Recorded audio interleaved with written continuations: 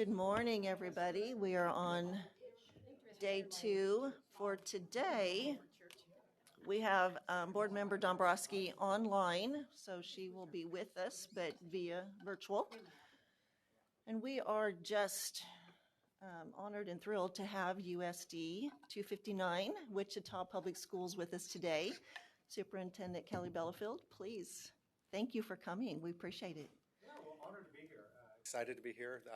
Thanks for the introduction. I'm Kelly Bielefeld, Superintendent of Wichita, and we are here talking at the invite of Dr. Nugent about technology and our use of technology in the district. I'll have some closing comments at the end, but really the thing you want to hear most about and most from are the teachers and staff, and we also have students and parents here today to share. And so I'm going to pass it off to Diane Smokorowski. She is our Director of Tech Integration for the district, so kind of all things technology across our 88 schools for all of our 45,000 students in Wichita Public Schools. We also have Caitlin Schonifer with us, and then I'll let the student and family introduce themselves when it's time. So I'll pass it off to Diane, and she will take us through really our overview and kind of what we'd like to do with technology when it comes to instruction in the classroom.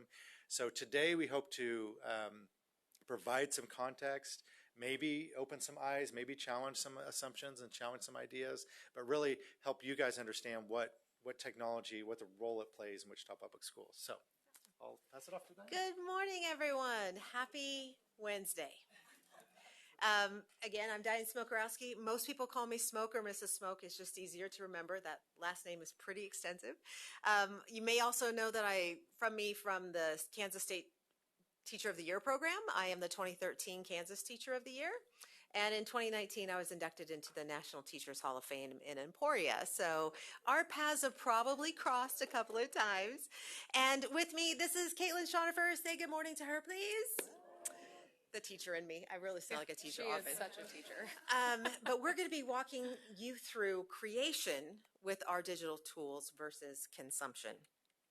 So, the stories that you often hear are not always positive, that there's a lot of things like just fading away with our eyes as we scroll through things, or that kids are wasting time. We're going to tell you a different story today. We're going to be showing how we're using technology to access learning for students who need additional supports, how they can keep thinking as the center of the learning experience with digital tools, how we connect with the world, and then create something meaningful. So we're going to be looking at possibilities today. And we're doing that with a future-ready lens. In Wichita, we're trying to make sure students are ready to leave our K-12 experience to go into the workforce, start their next path, whether that is military or secondary programming or going straight into work, that they are future-ready and they're ready to not only just use technology, but use it as a tool to help personalize their experiences, whether it's finance or entrepreneurship. We're going to talk about a few things in this space. But we're going to start with removing barriers. Caitlin. Yeah, so when we look at technology, we think about how we can use it in ways to make learning accessible for all of our students, because we know that every student has a different need, has a different way and path that they get to the end goal for their learning. So we're going to talk about just one specific accessibility tool today, although there are dozens and dozens. We obviously don't have time to cover them all. So today we're going to talk about our immersive reader option. So when we look at immersive reader accessibility tools, we are allowing our students to hear the text that's read aloud. We're allowing them to have translation options if they have different languages that they have as their primary language. We can adjust the way the text is displayed so that it can be accessible if we have any visual impairments. And then we can also revisit content independently so that students can go back and they can revisit and they can continue to work on the things that they're struggling on at their own pace. So we get increased participation by employing just this one simple tool that every single device that a student has, whether it's an iPad, whether it's a laptop, whether it's a touchscreen laptop. Immersive Reader is built into all of them, so it's something that all of our students can access. So here's an example of what students might see in information when a teacher presents a document, a handout, or instructions. You may see an emoji here or there, but it's very text-heavy written. I don't know about you, Caitlin, but I don't read long emails. Do you read long emails? I skim them. I skim them. Anyone else in the room doesn't read a long email? Or we have to, we must, right? We need ways to condense that information, especially for our students who have 504s that require them to have chunked information that's in their documentation. This is what the experience looks like with Immersive Reader. Yeah, so when you're in Immersive Reader, it puts the lines further apart so that it's easier for students to track. It gives a visual tracking for the students as the words are read for them. And it allows to have that clear text and that clearer picture to make that reading experience more accessible for them. This gives those readers that independence and the confidence that they can do this on their own with practice at their own pace too. And how much does this cost? This is free. This is free. This is built in every device you have right now in front of you. And this is also what they see with Immersive Reader. Oh, this is my favorite thing. So if we have a student who doesn't understand a word that is in the text that they are reading, regardless of the language that it's in, they can click on that word and it will give them a visual representation to help describe that word, to help them understand it. And it gives them a little bit of context to make that text more meaningful, even when they're struggling to understand what they are reading. But what if English is not their primary language? We can do it in any language. So there are a variety of language options so that we can meet the needs of all of our students, regardless of their primary home language. And again, absolutely free. How many of you carry a cell phone? All of us, yes? And there are times when the text is so small that we have to click and zoom in, right? We have to drag those pieces around. All of that is accessibility. Your phone will also read websites aloud to you if you need that. It will translate information if you need that. And I'm on Team iPhone. I know there's Team Android friends around as well, but that also will translate and read things aloud. Accessibility is in every tool that we have, but we don't have a chance to explore what's there. We're making that a priority in Wichita Public Schools. The next thing that we're going to be talking about is making learning visible. How often do we have students at the end of the day, the families talk to them like, what happened at school today? What's the most common response? Nothing. Nothing happened at school today. What was your favorite part? What was the favorite part of the day? Lunch, recess. Recess and lunch, right? There's one of those things that happened. When I was in kindergarten, it was 1977. It's been a minute. How many of you were teaching in 1977? Hey, there we are. How many of you were in school in 1977? Yeah, some of us are soon to be in the next 10 years around that, right? Okay, we've been around a little bit. So in 1977, when there was a letter that needed to go home to my mom, my kindergarten teacher took a safety pin and pinned that to my shirt, and that's how it went home. Do you remember these days? Yes. But again, it was a delayed experience of what happened at school, and then we'd have that conversation at home. What we're doing is we're using tools like Seesaw, which is a digital tool that makes learning as transparent in the classroom as possible. This is Little Elementary. This is our special ed pre-K school that is specifically just nurturing those littles as they're starting to move in the world with high special needs. This elementary school is the highest user of Seesaw, and the students don't touch the devices.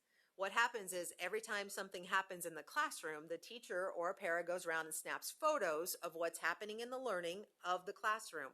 That is instantly sent as a text alert to the families, and they can log in and see what's going on.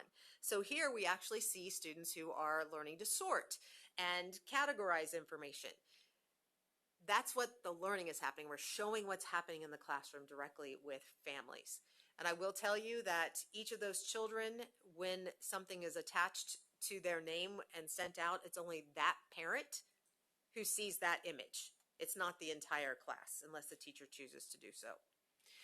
We also do that at Creative Minds, and Alana back here is going to tell you a little bit more about Creative Minds in a bit. But at that space, you'll see in the top, there's a play video piece there. When students are creating elements of demonstrating their understanding, in this one I asked them to create a visual piece to explain how a story character moved from the beginning to the end of the story. They created that in a non-tech digital or analog experience. Then they used Seesaw to turn a video on and narrated and told the story of how this character changed. That video, again, is alerted directly to families so they can see the learning happening live time in the classroom. That's changing a storyline a bit. We have spent millions of dollars across our country in building fortifications of safety for children. We have, that's a good thing. We need to be able to go and have layers of protection. But we've also built a barrier that makes it even more difficult to see what's happening in those classrooms. Seesaw allows us to do that easily and instantly. And this builds trust with families when they know what's going on. And then the families can also respond to the student like, hey, that's really great. Let's talk about this later. Or I have a question. Can you tell me more about this? It's pretty fantastic. The other thing that we do is we connect students to real people and real places using technology in our schools. For example, every year since 2021, I have, and Caitlin's been a part of this with me, is we host the KSDE Adventure. And some of you may be familiar with this, but this is a series of virtual field trips that any Kansas classroom can dial in and talk and explore things such as the Brown versus Board of Education, or they can talk with the person who runs the Home on the Range Museum. Those folks dial in, and classes everywhere can ask questions to even the Eisenhower Museum, and we run those on live events. Since the beginning, here's 3 examples. We've got the Barred Tiger Salamander with the Great Plains Nature Center, the Dole Institute, as well as the Low Milken Center on the right. With this, we have a menu of live virtual field trips. Students choose which one they want to go to, and then we have scaffolded supports for them to fill out as we go along. So they get to ask questions directly with the experts. They have to capture their learning, and they have voice and choice. What makes this dynamic is that students who have their own devices can choose their own path. And that is when we make the impossible possible. That's the best use of technology, when the impossibilities become relevant and real. We also do this on virtual career days. And why don't you tell one quick story around that? I mean, virtual career days are just opportunities for our students to engage with professionals in the field and ask actual questions, whether it's an NFL player, a famous YouTuber, someone who's an architect at Southwest Airlines. There's a variety of opportunities for every single student, and being able to engage with that person and actually ask questions and get those answered is what really fosters that interest for our kids to pursue their dreams. And again, we invite the entire state to join us. This is not just a Wichita-centric piece. Even kids in Hoxie and kids that are down in Montezuma dial in and they join us in this work. And then finally, we also do that in more specific elements, like for 5th grade students around the American Revolution, national parks, for habitats, and then experts. And Alana's going to tell an expert story here in a minute. Then we move into creation, not just consumption. This, again, is where technology is the best way to have in our classrooms, is when they compose something. And any of those on this list here, from video to music to publishing, that's where we see the power of technology for real. And at Creative Minds, we do this on the regular. So Creative Minds is our K through 8 micro school that is in Wichita Public Schools. I want you to imagine 40 students, 2 teachers, K-6 all together. Just give you a moment to process that, okay? And in this one, our students are amazing. They do project-based learning. They spend their morning doing real core reading and math like other traditional students, but in the afternoon, they explore real-world problems. And one example of that is our wildlife wanderers in action. The students were asked to pick an animal that they felt needed to have more awareness for protection or whatever they were curious about. And they spent a lot of time investigating. Some talked to experts, and then they had to show what they know in the version that they chose to. So one group of fellas here made a podcast. Some have done videos, some created books, and then we housed a public exhibition of learning We invited the families and the community to come in and hear from our students. And my friends, there's not a better assessment ever than talking to a student and like, tell me more about your animal. What did you learn? What was hard? That's an assessment that is really powerful. And the room becomes a museum full of student voice.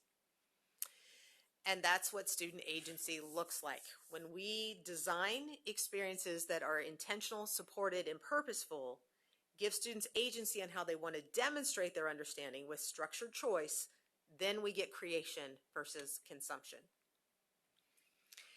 And then we also have Spate Elementary in our district. It is the first Code to the Future school. It is in the zip code with the lowest SES in the entire state of Kansas. And in that space, we are one-to-one computers, and the students are learning computer science along with their reading and math and science and all of those pieces. Their core elements have computer science threaded together. And this is the getting ready to start their third year? Second year, sorry. Second year. The world is spinning and all things, yes. But their second year where they've got someone from Code to the Future organization working alongside teachers to teach them computer science in the classroom. And there is a public exhibition of learning from that as well. And you went to that day, did you not? Oh, it's You didn't? phenomenal. Okay, so tell me, when you walk into a building, kindergarten through sixth grade, and you walk in a kindergarten class and they say, let me show you what I'm doing. Yeah. What does And that look like? I think the value in that is the excitement and the resilience that they build to solve the problems themselves instead of just figuring out if they got the right answer. They're really looking to be curious while solving problems, and that's just dramatically different than did I pick A, B, C, or D, and was it right? And we invited local CIOs to come be a part of this as well. So head of Textron, head of Emprise Bank and Credit Union of America. These folks come in and they hear from our students and seeing what they're learning. It's pretty powerful. And I want to remind you that this was a DOC 2 grant, a Code to the Future project that was from the Kansas Department of Commerce.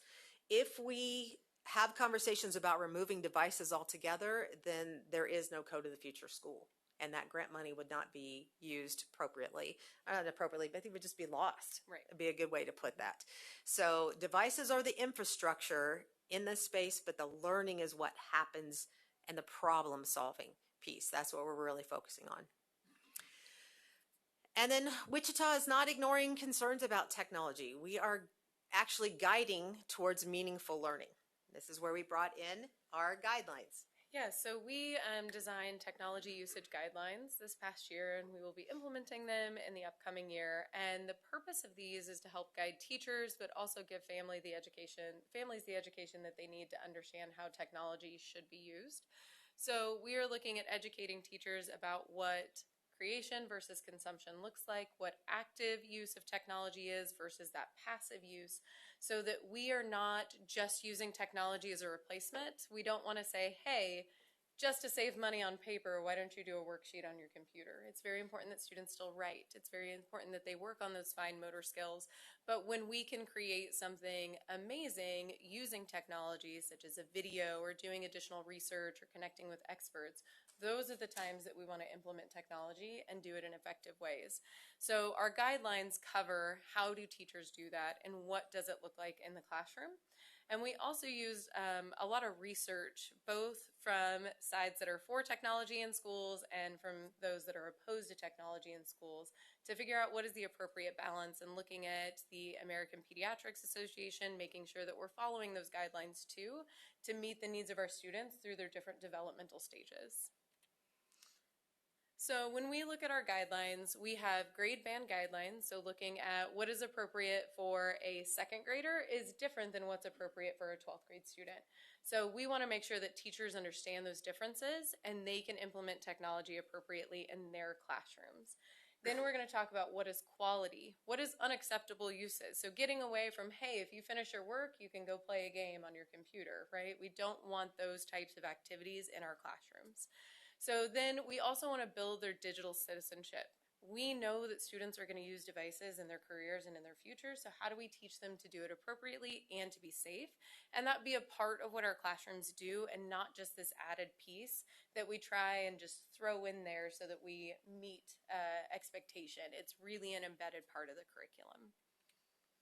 And then these are just some of the examples of our grade band expectations for our technology uses.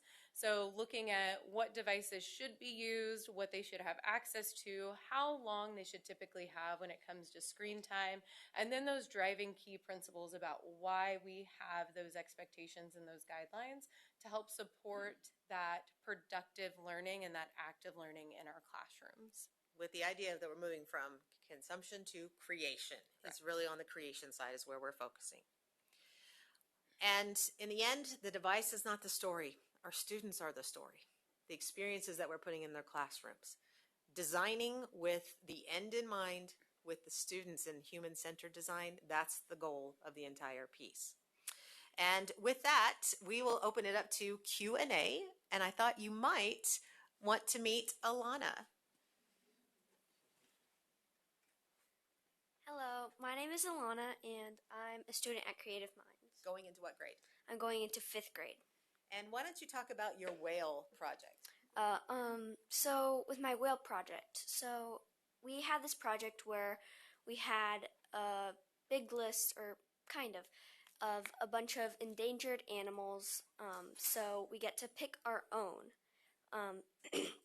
And I got super sad about the humpback whale, because it just came to me somehow and really meant something to me. So I reached out to a bunch of aquariums and people, like Nan Hauser. She got saved by a humpback whale. She's a whale scientist, and she was going and looking for the whales, and she found one. And then it kept like bumping her. And then she finally got onto the boat, and then they found out that there was a shark. So she got saved by that humpback whale. So one day, me and my dad, we were in the car, and he was helping me research some places that I could maybe call whenever I get to school. So I get there, and then my teacher, Miss Olivia, she calls them, and then we finally get a person to talk to. So then that day, we get into contact with them for a little talk with them about the humpback whale. A virtual call. And how we can help them. And then she was telling me about the right whale that not a lot of people know about. So it was and then she said that I should think about either adding the right whale to my project or switching to the right whale for my project. So I decided to add it. So my main focus was the right whale. They only have few hundreds left in the whole world. So what did you create? I created this poster of how we can help, which is, since we're, in the middle of the country and far away from the sea, we can, everything here, sometime it travels to the ocean. So what we can do is, if you see a piece of trash just laying around, you can just pick it up and put it in the trash can. It's one of the best things we can do. And I will tell you, if I'm right, Alana, that when you called certain places, one of them hung up on you? Tell Yeah. that story. So I believe it was one of the aquariums, and I was talking to him, and he was just silent. So I said, "Hello, are you there?" And then he hung up. So And how old are you? I'm 10 years old. How many of you know a 10-year-old who'd be willing to do that? And these are the projects that we do at Creative Minds. This is not the first expert you've had to get a hold of.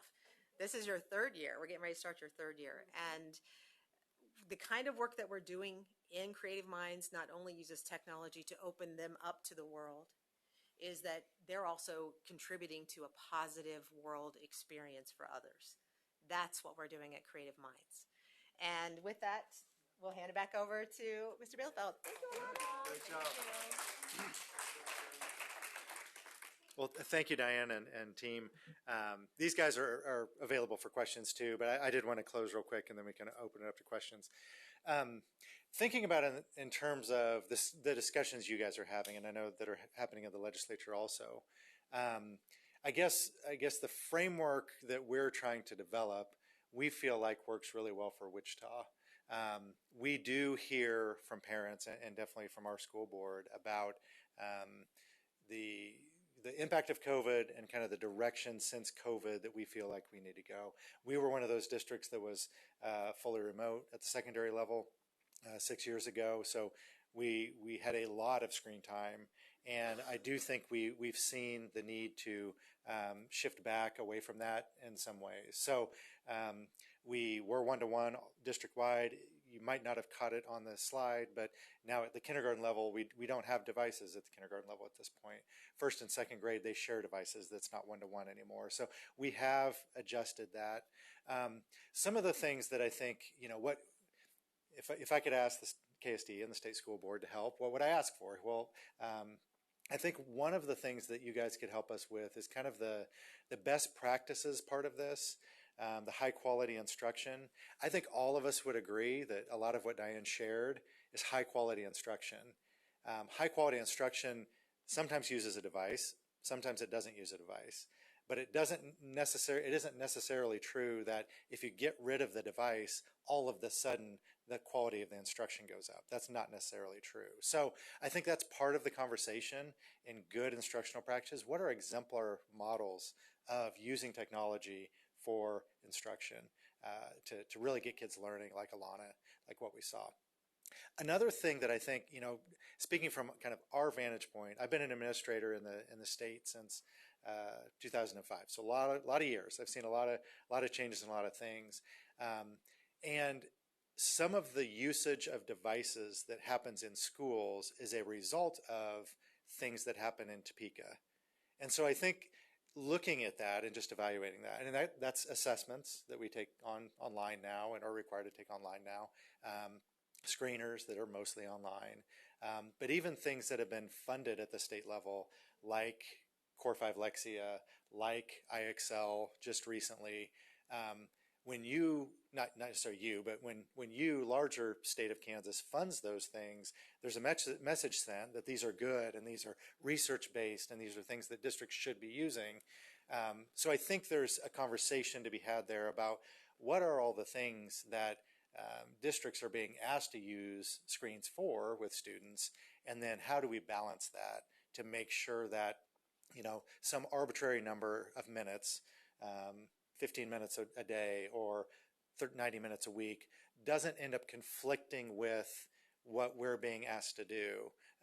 I was just on a call this week with the REL Central group. We have an individual plan of study project that we've done as a state.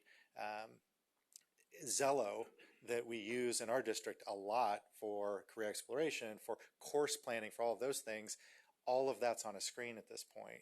And so that's one of the 5 state board outcomes, right? So we would need to work together to evaluate that use of screen time at the school level in order to, I think, really meet needs for kids, if that's making sense. So I think there's a conversation to be had there.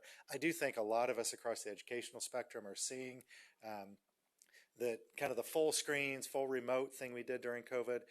Kids need interaction, they need human contact, but I think when you see what we're doing in Wichita with some of these things, you can see that it doesn't need to be an either or. It doesn't need to be either pencil paper or a tablet. It can be a both and. We need pencil paper at times, but we also need the experiences with removing barriers, with contacting parents, with all the things that Diane was talking about earlier. So I think a both and approach would make a lot of sense. And I think with that, if you have any questions for me or for the team or any conversation, we'll just pass it off to you guys. Okay. So. Okay. Oh, okay. I hear what you're on the thing. Beryl? Thank you, Madam Chair. Thank you, Superintendent and team and young lady. That was very intriguing. My question is about the criteria that you all use to select students for the Creative Minds program and the Spate Magnet Elementary. I know you said 40 students at Creative Minds, so, and then at the elementary, since it is a magnet, how are students selected? Thank Yeah, you. and I think that's a good point. That Wichita being unique, I don't know how many magnet schools there are across the state of Kansas, but the other districts I've been in, we didn't have that. So magnet programs for us are lottery based. Creative Minds is lottery based. So parents that are interested put their name in the hat, and we essentially run a lottery. For Creative Minds, we do some grade level balancing, if that makes some sense, because it is cross grade level. But for a program like Spate, any student in the city could apply, and then they could get in. I do think, and programmatically, then what we're able to offer over our 50 elementary schools is some programs like Code to the Future, where students are learning computer coding. So if a parent wants that, they can pick that for their kid. Other parents want less screen time, so they might choose a different option. But that's a good part of the conversation for us as we make statewide guidelines. What are the impacts that might be had on some of those programs? The Code of the Future program was state funded. We haven't really paid any district dollars out of that at this point because of the DOT grant. So I think that's another example of what we're doing to meet parent needs, to meet industry needs, to meet needs of our community, but balancing all of it at the same time. Melanie. Thank you, Madam Chair. You already hit on a couple of the things. I had raised my hand and you addressed. I want to talk a little bit more about the grade bands, because your district's document, I'm trying to find the name of it, that talks about acceptable use and grade banding of devices. So you talked a little bit about how in kindergarten you're not using those devices. I heard some comments earlier that I feel like painted a picture that the board is looking to get rid of all devices. And so I want to kind of level set on that, because I don't think that's the conversation we've been having. What we are talking about is age-appropriate use of those devices. So I guess instead of focusing specifically on that, I'd like to take you sort of back around the other side and say that parents are concerned about the things that their kids do have access to through these devices. So during COVID, when those kids were home with a device, a lot of them had access unfettered to the internet. What is your district doing to correct for that and make sure that that quality time on device is focused on learning and not surfing the web and getting into other things? Yeah, that's a great question. If you guys would, if Kayla would want to come up, I do think that a piece of that is teacher professional learning and teaching teachers how to use it well for high quality instruction. But I'll also.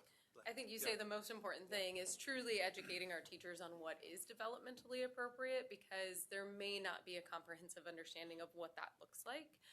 But then also we are employing tools like, there's many versions out there, but we have Securely Classroom, which allows teachers to monitor what is happening on a student's screen. It allows teachers to block websites that maybe are not blocked by our filter. It allows them to send message to the kids, see if they're struggling, make sure they're on track, lock devices when we're not using those devices. So it's not just a policing tool either. It's also an education tool to help with transitions when students are struggling to stay on task and they're learning those skills that we have to teach them when they're using devices. And then it's also understanding that our district has different levels of filters. So the things that our high school students can say access on a device or the internet, those are different than what our elementary students can access on their devices as well. And those filters, which our elementary students do not take home devices, but for our middle school and high school, if they do, and our middle schools don't right now, those permissions stay in place when they go home as well. So just trying to embed those education pieces, but then also including our families in those conversations of what is developmentally appropriate. What should they be looking for when their students are using devices at home, and empowering them to help make those decisions and be partners in that decision too. Thank you. Those are really solid answers. I guess I would follow up, if I may. Does your district allow students, when they take those devices home, do they have access to YouTube And how do you manage that content? Right now, they do have access to YouTube. We do have it blocked where only videos that are marked as educational within the YouTube background have access, although we know that has flaws within it. But then we also have YouTube Shorts blocked because that is a big thing that our kids just spend time on scrolling, right? And that took a lot of effort from our IT team, but now our students can no longer watch these 20-second videos and then just go on to the next one and the next one. So we do have some restrictions within YouTube, but it is still used as an educational tool for a lot of our teachers. So trying to find that balance and what does that look like and how could we curate the use of those resources differently is a conversation we're still having. And I'll add one PS to that. When we have a student who goes home and is in AP Physics, Mrs. Smoke is a middle school language arts teacher. I cannot help you with AP Physics. You're going to have to go get some help online. We're using tools like EDIA, which is a tutoring tool that students can use, or if they need to go online to get resources, they can. That's why that's open in the evening. Parents do have the option to have the Securely Parent home connection where they can shut off the internet to that device at a certain time. This is an area that we're still growing and rolling out so that families are ready to do that, but that's something that we are actively exploring, as well as tools like Seesaw allow us to put videos inside of them so students can't get out and go scrolling to the next thing and the next thing. Just once you look at this, sweetie, and then that's it. And So. we do that at the high school level Yeah. with embedding in Canvas and the other LMSs that our students use so that they don't have just that unlimited access. I just have to dare say that this is the best model that I have seen in a district. This gives me a lot of hope. Thank you. We've worked hard at it. So kudos to these guys. Betty? Thank you. And I had this conversation with Diane at a Teacher of the Year banquet in Wichita about 3 years ago, and talking about how important it is that we hear the flip side. Because I know parents come and they say, our kids are in classrooms getting all sorts of information other than learning. And it was very important for the board to hear a presentation on how this is being used, on the model that is being used, and how it is promoting and preparing kids when we say for jobs in the future that we don't know about, that it is positive. And there was a lot of input in terms of devices and how inappropriately they're being used. So, Diane, thank you. You finally got a chance to get here, and I appreciate that. The other thing that I would like to point out, and I'm a 259 cheerleader, you probably know that. When they mentioned Spate Elementary, I wanted to share just a little bit of background because Spate is in an area, it was designated years ago as a AAA, predominantly African American, predominantly poor. To put a magnet school with that kind of skill set, because most of the parents were concerned about what area their kids are going to go to school. So when you talk about magnet, being able to pull in students in those areas, to be able to provide students who, when COVID hit, the number was significant in terms of how many of those kids never had access to computers. How many of those kids didn't have internet in their homes? This provided the opportunity for many impoverished kids to even be aware of the advances that technology offered. I know I'm stealing your speech a little bit, but I'm still part of their board there. So I appreciate your coming forth, and I appreciate the board hearing that this can be used in a productive and positive manner, and that there are things that perhaps instead of making the school more responsible, I'd love to see us have conversations about looking at additional restrictions on YouTube or manufacturers or those ads that get access to the computers their way. Perhaps looking at ways that parents can be educated on the guidelines or safety measures that they can put in place for their children, because it has to be a partnership where parents assume some responsibilities as well. So I just wanted to personally thank 259. You guys did a great job, and Diane and Elena. Wow, you are awesome.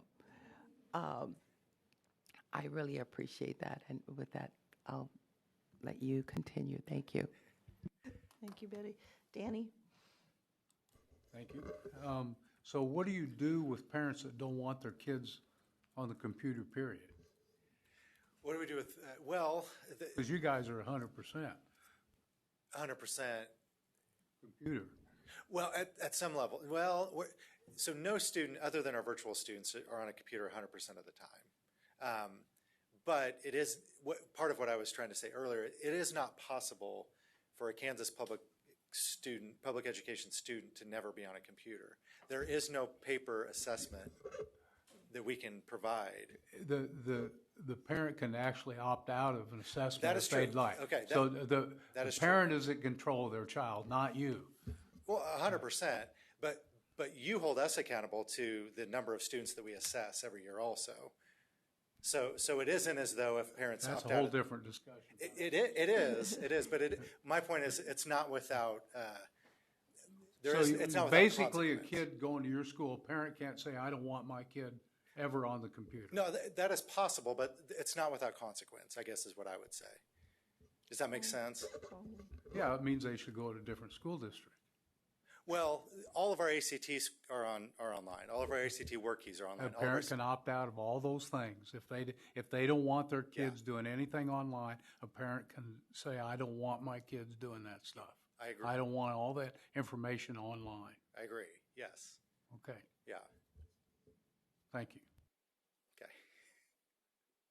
Kelly, I'm going to keep you on the spot. Sure. But still in this parent space, right? Yep. We hear throughout the state, parent comes very concerned, very worried, very frustrated with the district when it comes to devices and oftentimes how either it's handled or something. Can you just walk me through the process of, right? Because I think one of the things that we saw kind of in the mid-2000s is this idea of technology plans and other things become just like a legal document rather than an actual support for parents. So I'd love to just hear you in the space of, right, parents are more concerned now. How are we working with parents? How are we helping them see? And then what happens when you have a parent that's just uncomfortable with all this? Yeah, I think it's the right question. I guess what I was trying to get at was there's give and takes to all of it, right? There are ways that we can mitigate everything. I mean, we have students with IEPs that require lots of technology use for students that aren't verbal, that students that with a hearing impairment or a visual impairment, like they might need technology use that exceeds what a normal kid have. We also have students who cannot use technology, should never be on technology for whatever reason, including parent desire, right? So there's the whole gamut, 45,000 students, Elena's one of a whole bunch of kids. And so there's all the different reasons why a student might need more or less technology, in my opinion. And the parent has to be part of that conversation. And so it really depends. I mean, I think to get to the point of how do we answer that question, I think it depends a lot on the context. It depends on the age of the kid. It depends on the educational goals of the family. So a 7th grader is different than a pre-K, is different than a junior. All of those are probably different discussions when it comes to access of technology. Ultimately, the parent is in the driver's seat, right? The parent is in the driver's seat of all these things. Students can, I mean, if we say a student has a disability and a parent says we don't want services, the parent decides that. Student doesn't want ESOL services, a parent decides that. If student doesn't want assessed, a parent decides that. I think the complication of all of that is you all have goals. You all have state board goals that you've set for us to achieve, and some of those goals, for us to achieve those goals, requires a device. And so while it isn't false that parents can't make those decisions. It also isn't false that we aren't being held accountable to things that require the use of a computer sometimes for some people. I think our principals in our district, because we are so diverse, because we have so many different needs, we had a multilingual enrollment this week, a 2-day enrollment. We enrolled 1,500 students, and we had interpreters in 6 different languages. We enrolled 50 students who speak Swahili in our district. Those parents, they have different desires and probably different goals and different advocacy for those kids than Elena's parents do, or Kelly's parents, or me for my kids, right? So because we're so diverse, I think our principals are very good and astute at meeting with parents, navigating those situations. We have a number of kids in foster care, a number of kids that are experiencing homelessness. 36% of our district don't speak English in their home. And so that's about 16,000 students for us. That's a big number. So there's lots of different factors here that come into play that all start and end with parents. Yeah. Debbie? Thank you, Madam Chair. I think what I liked hearing about this was a creative way to use the technology. I like the empowering the parents to have the choices. And that's where I would come down on it, whether you're using technology, not using your technology, pushing back on it, as long as, to Danny's point, there are accommodations for parents who don't want any of the technology and you're my mini-me because I lived in Hawaii for a year, and so I got huge into whales. Humpback whales were particular. My grandma got me this thing back in my olden days was called a cassette tape. and I had a cassette tape of the humpback whales that I should have somewhere in a box somewhere in my house, and they had discovered if you speed it up, it'll sound like birdsong. So it's actually under the water, the sound is very similar to bird sound, and it's probably slowed down because of the waves of the water. I'm your people. But I'm saying is that I think what you've discovered is fun when you can do. I live in the world of YouTube videos, stuff like that. My brain enjoys that. But when I was your age, I lived in the world of going to the library or actually going to the aquarium. Of course, I lived in Hawaii. That helped. I do think that we could push a little bit more the exploration through the actual physical books and let you know that there are just so many things you can discover. There's just something about the smell of a book that just makes your brain happy, okay? And so I just want to encourage you with that, but have fun with that. I did not get to grow up to be a marine biologist, which for about 2 years was my goal in life. But anyway, it's nice to meet you. Melanie? Thank you, Madam Chair. I just wanted to highlight, it was on a slide, but the presentation went very fast. So that document is the Future Ready Learning with Purposeful Technology. And I think that as this board continues to have conversations about devices, this is a document that is absolutely worth spending some time with. So I wanted to highlight that for the board and just tell all of our presenters thank you. Yeah, thank you. So it's really helpful. That came from our tech committee. This year will be kind of the rollout and feedback gathering. I mean, we've already gathered feedback on it, but I do think that there's a lot of teacher education that's needed around that also. So to continue the conversation. I wanted to ask you, Kelly, it was my understanding that you gave this presentation to the legislature. Diane did. Diane Or something did. similar. Is that, Yeah. I wondered what feedback you got. I'm just curious if you felt like you were heard in that realm. I was invited by Representative Estes to come have that conversation specifically around creative minds and talking about what the learning is happening there. I think her focus was more on how do we create innovative alternative learning experiences. Gotcha. And she just wanted to know more about that because she was very keen on it. Very The cool. feedback was, instead of them writing, they all were paying attention. So that was a step in the right direction. But I would say that they were very intrigued on how do we help students wrestle with real world context. That was really where the conversation led, as Alana was sharing with you about the whales, that they were like, oh, we're not just talking, we're doing work. There really wasn't a lot of conversation about the pushback of devices, but it was more on the learning experiences. What are we doing that's innovative, that children have agency and voice, and families feel like they're part of the learning experience?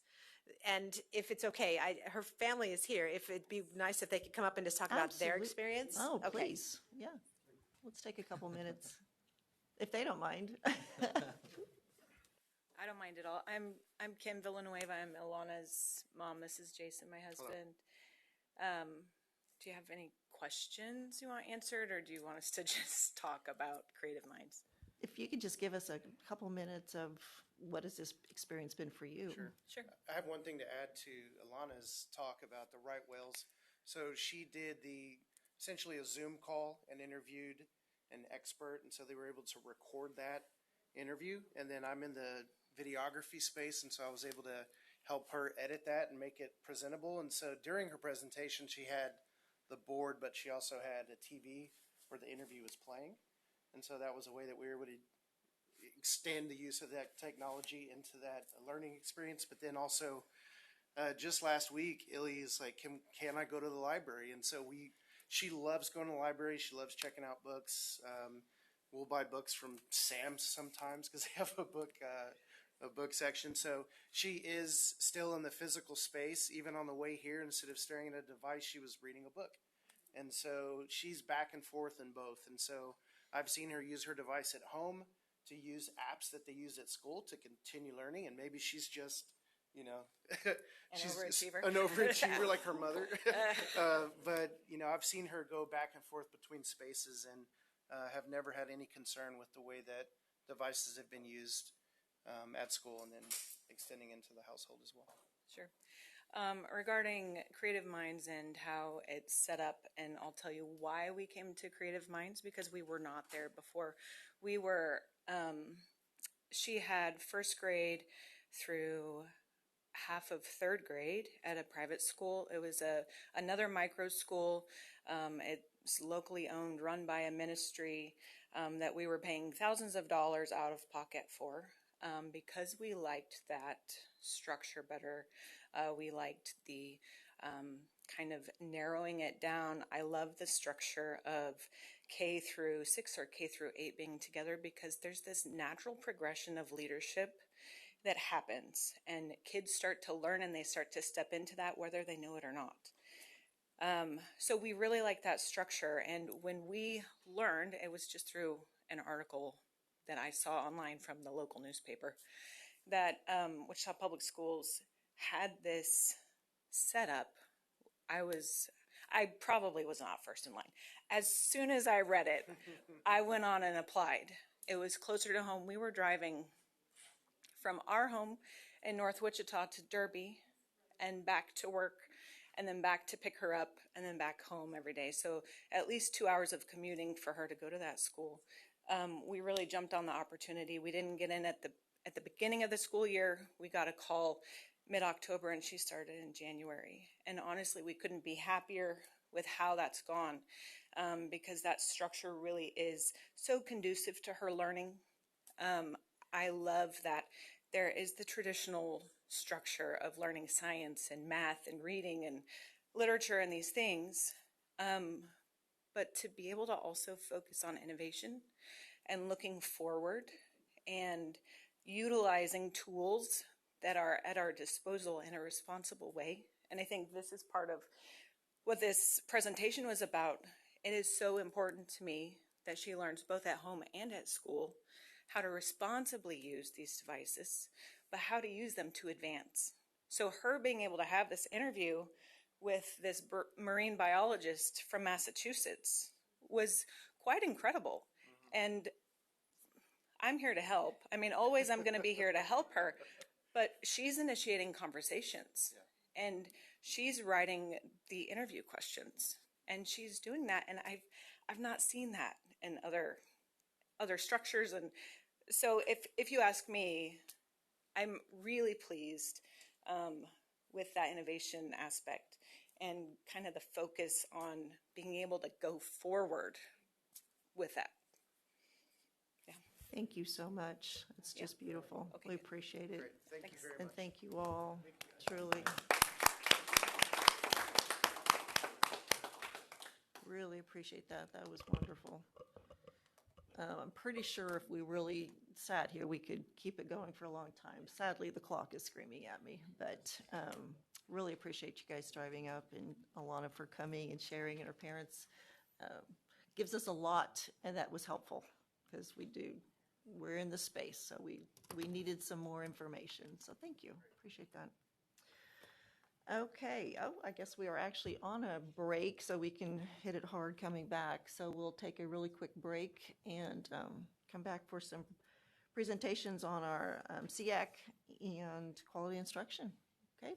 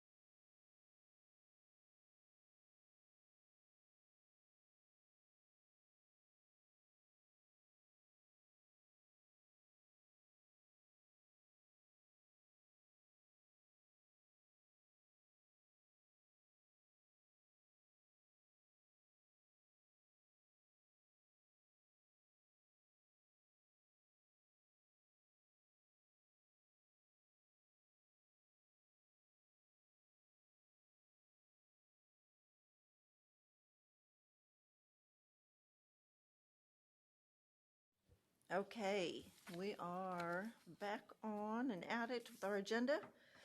Deputy Commissioner Renee Nugent, thank you, ma'am. This is our SEAC quarterly report. Yep, you're very welcome. I'm excited to be here, Madam Chair, members of the board, Commissioner. Before I introduce our speaker for SEAC, I just wanted to put a new face in front of you.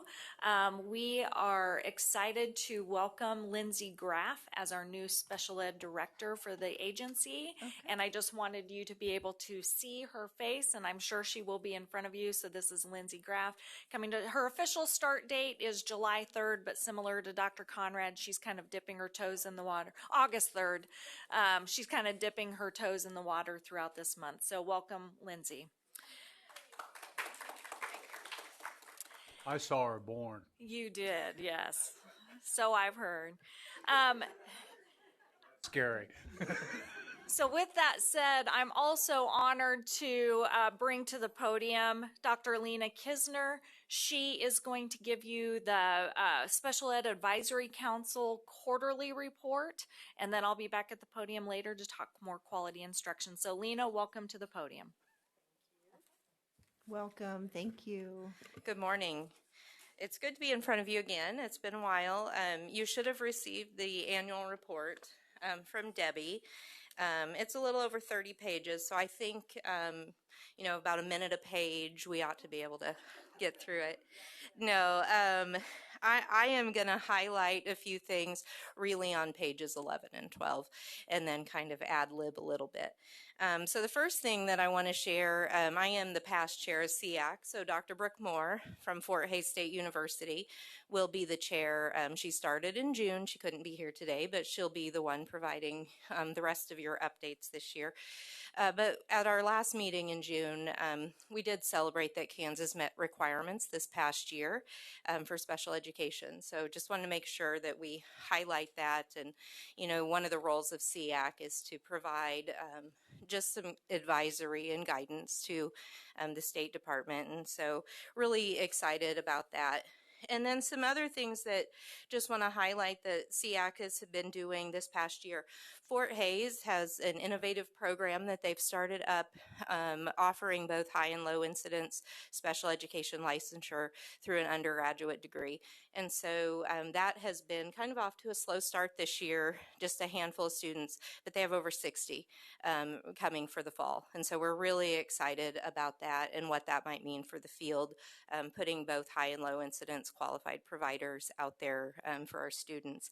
We're continuing to monitor virtual school students' performance and how they're doing on state assessments and identification rates and, comparing some of that to students in brick and mortar.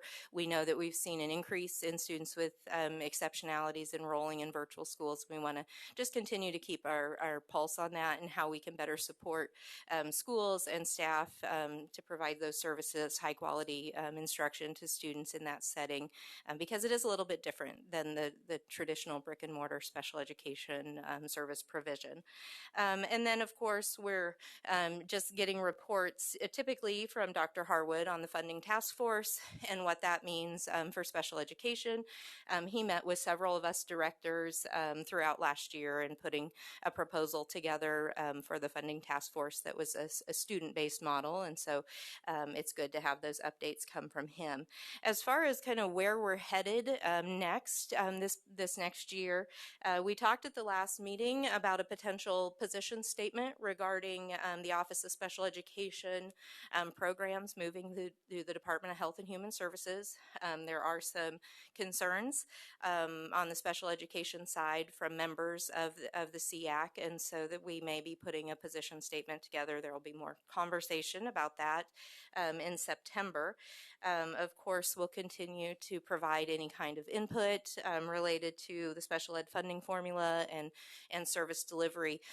We're in works of trying to have some conversations between KC, the Kansas Association of Special Ed Administrators, as well as the United School Administrators of Kansas, trying to get some out-of-the-box thinking about how do we provide services differently, increasing outcomes without asking for more money. I mean, let's just be real. feel if we had the money we have, how can we use it differently to increase outcomes and do things differently? So those are some conversations that SEAC is also going to be a part of.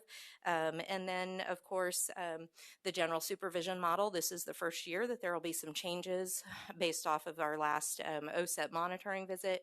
So we're, continuing to get updates about how that will go throughout the year. And then there will be a new plan in 2027 once OSEP rolls that out. So those are the things we've been working on and kind of the directions we're headed. Of course, there's a lot more information in the report. And if anybody had specific questions that I could answer, I'd be more than happy to answer those. I'm going to start with, please tell me what OSEP means. OSEP is the Office of Special Education Programs. So they are the ones that do the monitoring of Kansas. Okay. Thank you. Mm-hmm. There it was, if I'd have looked down. Debbie, sorry, hadn't looked up. That's okay. Thank you, Madam Chair. So this is timely because we just had the conversation last month about this, the formal complaints. And I do know that they're increasing like 18-fold over 2019 numbers. So do you have insight into why that number is growing so large? And what are maybe some ways that we can, here are my questions. My questions are, do we have insufficient policies? Are we not following the policies? Are some parents making complaints frivolously because there's other avenues they could have taken? These are the questions that are just in my mind. And do you have insight into that for me so that we can save that money, because we're over $1 million on just dealing with formal complaints? Yeah, great questions, Debbie. And by day, I am a special education director. So actually, I'm about week 2 into Geary County, which is new. Otherwise, I was in Dennis's area in Reno County. And so I think there's several things. The formal complaint increase. I think it's really a multifaceted issue. I think part of the concern or the reason that I think we're seeing increases is, it is easy to file a complaint, and sometimes parents just go with what's right there in front of them. And sometimes it's easier to file a complaint than to make that phone call, or maybe they don't know who to call in the district. When I've had some formal complaints personally that I've responded to, hadn't even heard from the parents. They weren't even on my radar. And so to be able to reach out to them and say, hey, here's who I am, and how can I help you? And, some of those we were able to resolve without having to do an investigation. What I can tell you about the formal complaints is that a majority of them, over 50%, are not being substantiated, which means the districts are following the law. The districts are doing what they're supposed to do. So one of the things that we have seen, I would say for sure within the past 12 months, even outside of formal complaints, talking about emails and things like that, is the use of AI. And AI generated emails and complaints that are not necessarily accurate, not necessarily even issues that can be complained about, or referencing laws that are not even laws, they're false. And so I think sometimes there is that.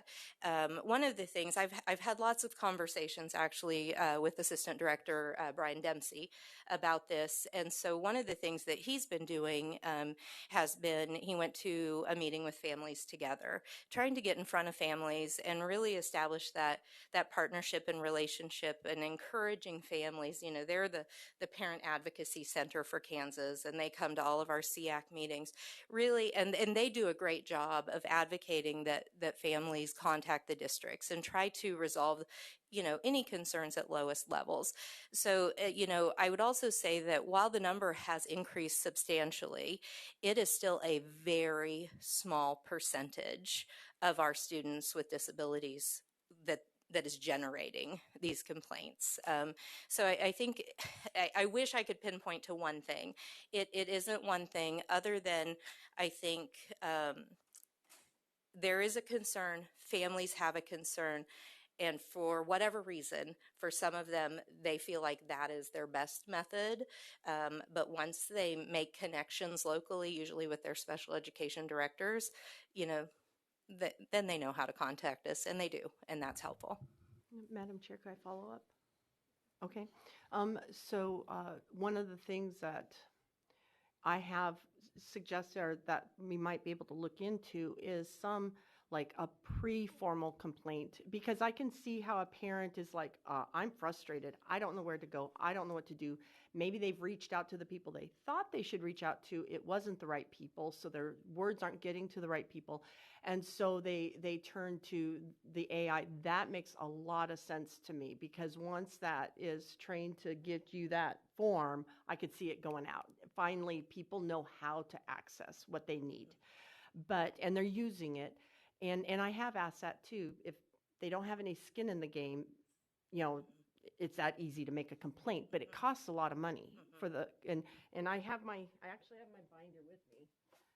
I have this much research going on this. Okay, so I am pushing back on a few things. I do not think that, I think we should be doing more in-house investigations. I do think we need to look at our policies and have a means for ensuring, actually, I think parents on any issue that they don't feel like policies are being followed. It shouldn't just be about special education, but parents who are getting frustrated in the system because they feel like, here's the policy, we're not living according to it, should have a way of making a formal complaint. But I would like to see you guys working together and see if that is something that KSDE can have something in-house that gives them, it doesn't have to go to the very expensive, oh, by the way, I also don't agree that we should be having out-of-state investigators who are not licensed in Kansas to be investigators. We don't know where that information is going. We don't know that it's secure. We just don't know.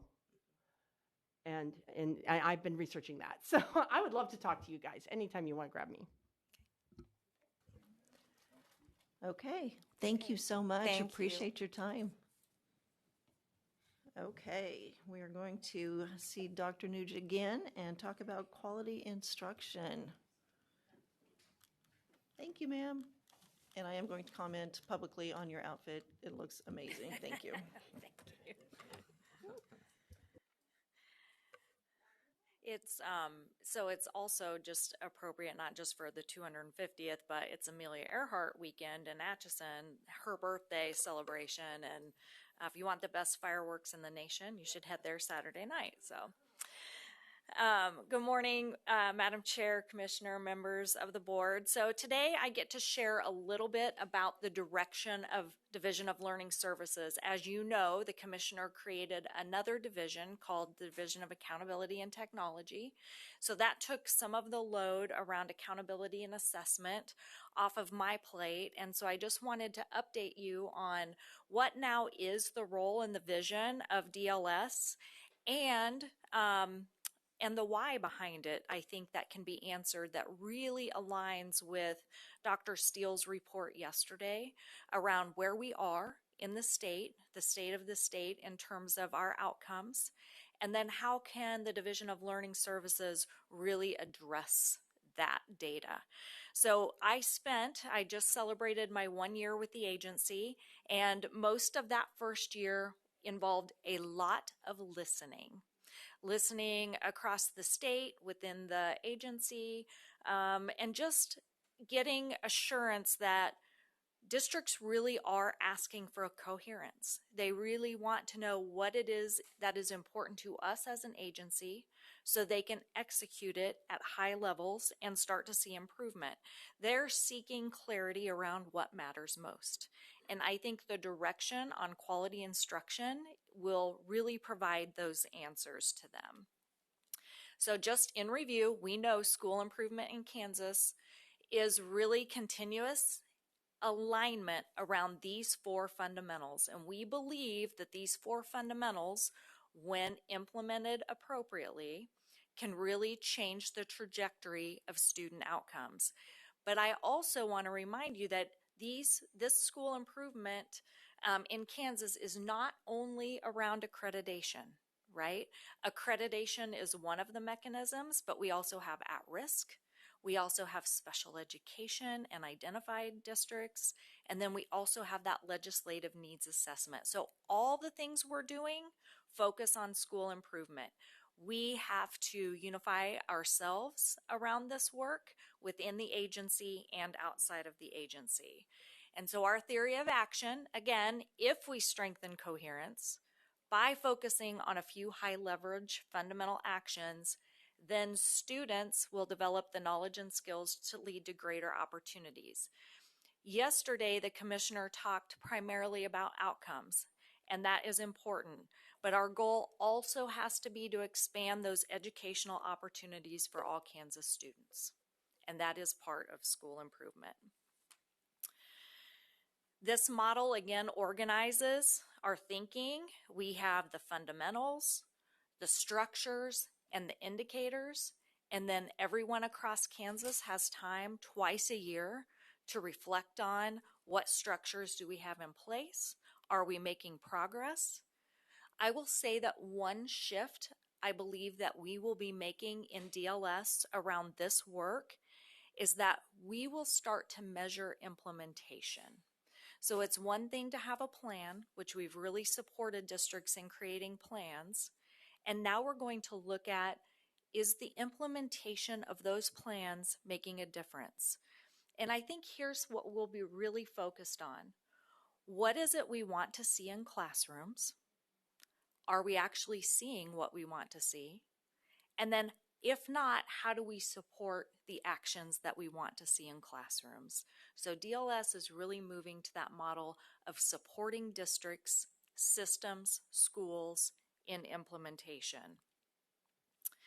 I was asked last time, or it came up, so Commissioner, what exactly is quality instruction?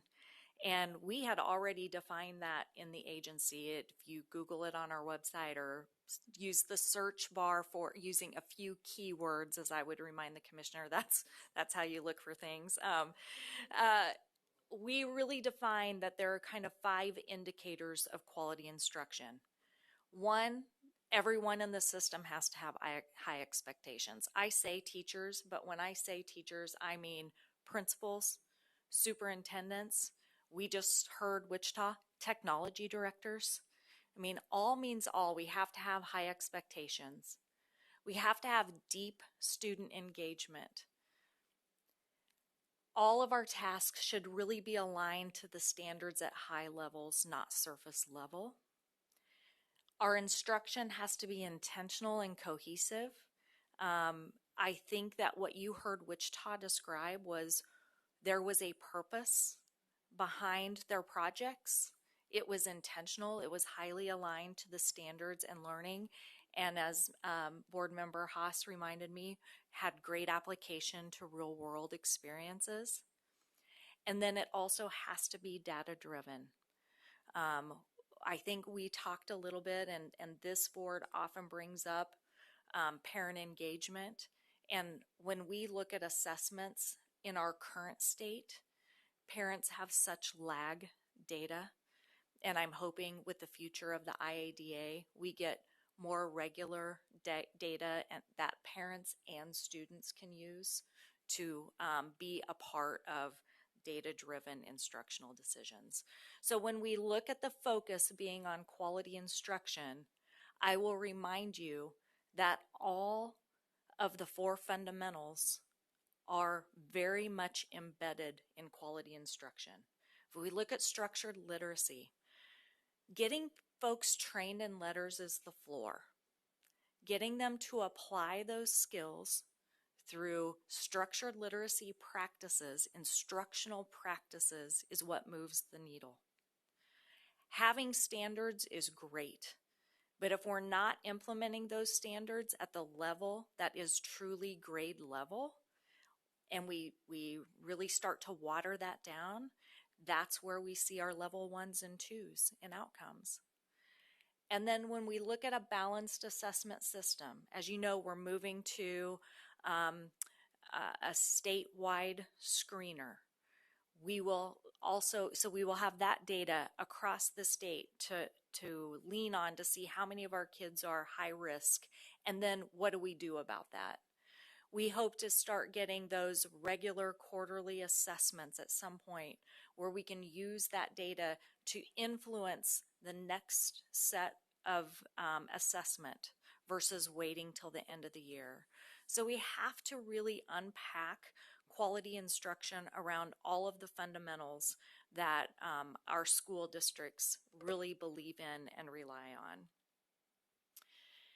And I believe the commissioner in that quality instruction is what every Kansas child deserves. We need excellent teachers, but we also need excellent principals who are instructional leaders. I was on the phone with an assistant superintendent yesterday who shared with me, it's not just principals, Renee, it is, we've got to have superintendents that are trained in quality instruction across that state.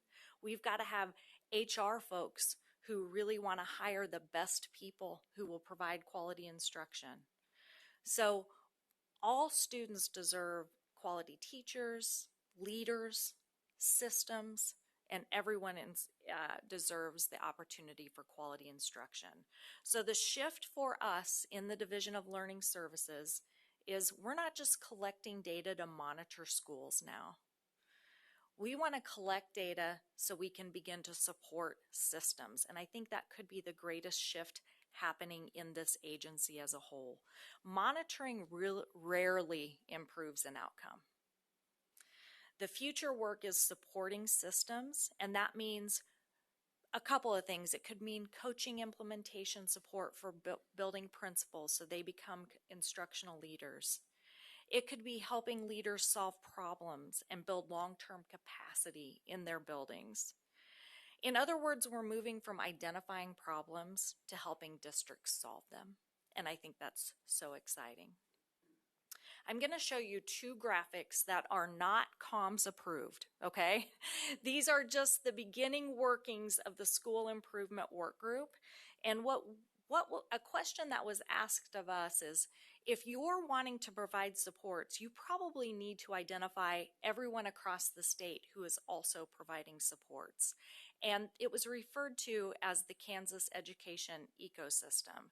So this first graphic, again, not comms approved, we're still really digging into what is a Kansas education ecosystem. But I want to frame that districts and schools are the center of an ecosystem, but students are at the heart of the ecosystem. And KSDE and the board is beginning to set the priorities and the board outcomes around what this ecosystem should support. And then we have these partners, contracted, TASN, service centers, and they contribute very unique expertise to the ecosystem as well.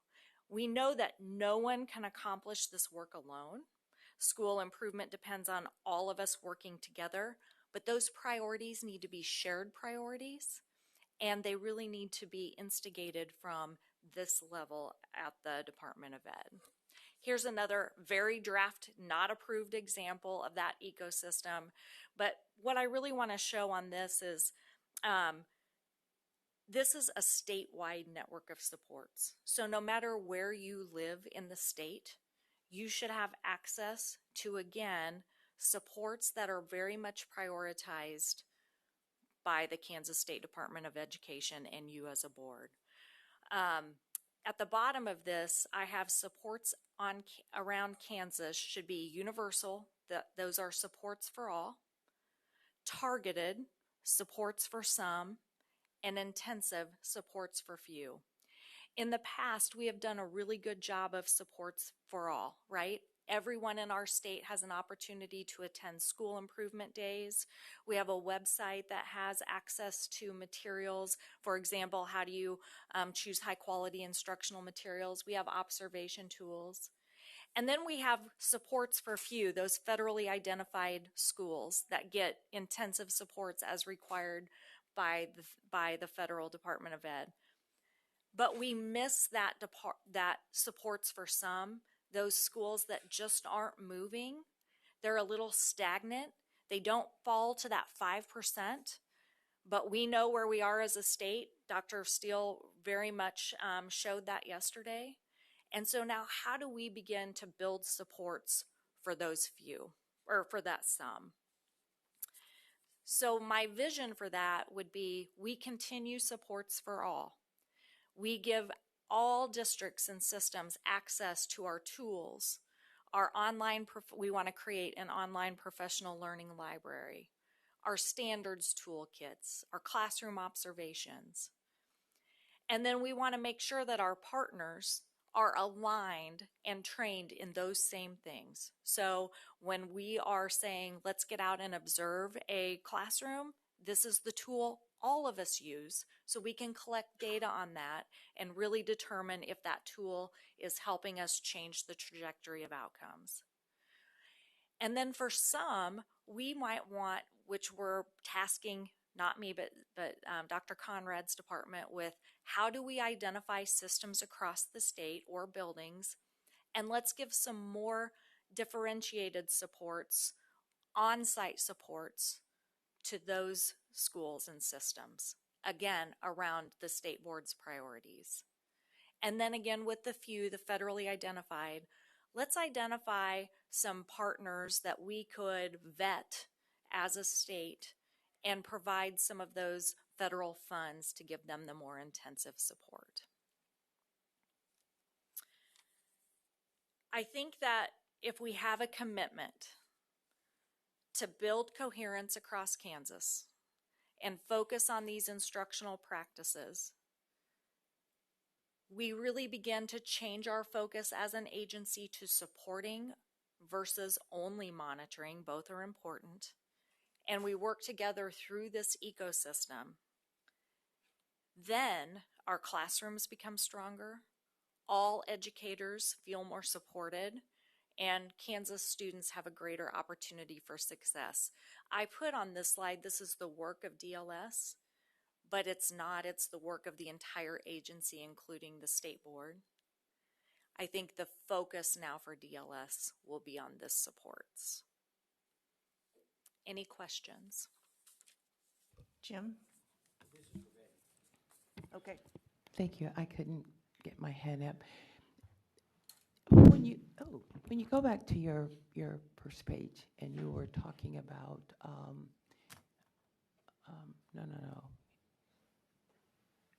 there was something about students being heavily engaged or vested. Right there, deep student engagement in learning.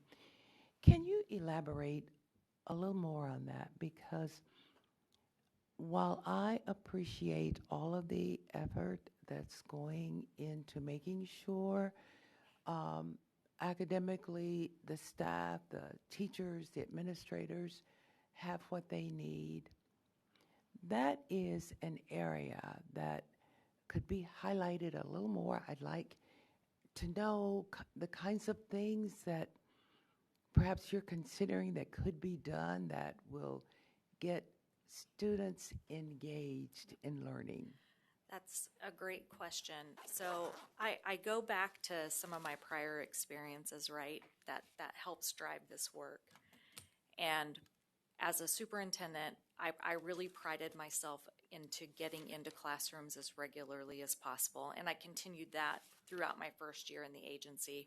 If I went to a district, it wasn't just, I wanted some time to visit with the superintendent and the leadership teams, but getting into classrooms, I want to see what's happening.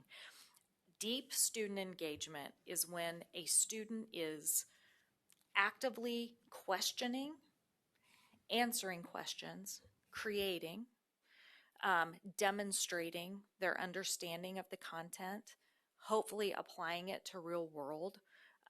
It's when the student is an active partner in the learning, not passive. And when you see it, which I frequently do, it's incredible. It is what makes a student want to come to school every day. That is deep engagement. If I could qualify that, because I get what that represents, I think my question, as we observe students and the change in, was that my end of?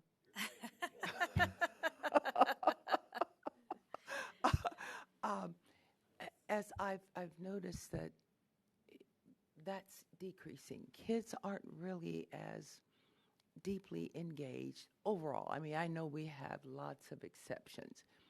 So I'm wondering, have we identified ways that perhaps we can awaken or reignite or get them back to the mode where we have a majority that's now interested and excited in learning?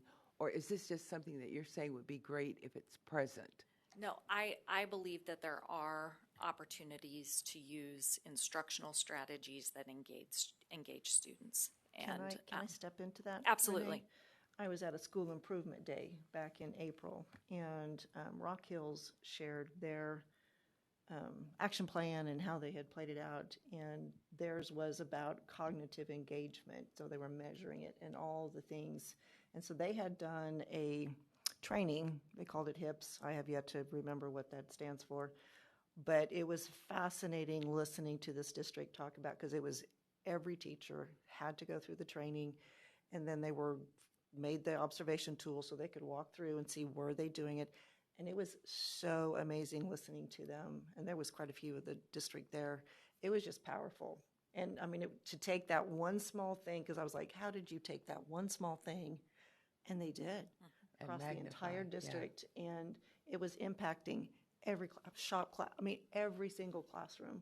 So it was really amazing. And I think they had partnered through a service center. I don't remember if it was who it was exactly, but it was some kind of a strategy training that did exactly that and helped the teachers really engage the kids, and they were seeing it. So I know personally in that conversation that we are seeing a lot more of that happening.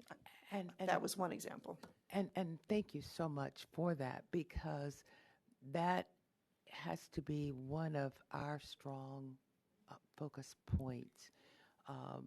Getting, I would love to see perhaps a little more as we go, a little more presentation on what we're doing for that, because that really does, I think, send a clear message, not only to families, but to educators that this is something that's important to us.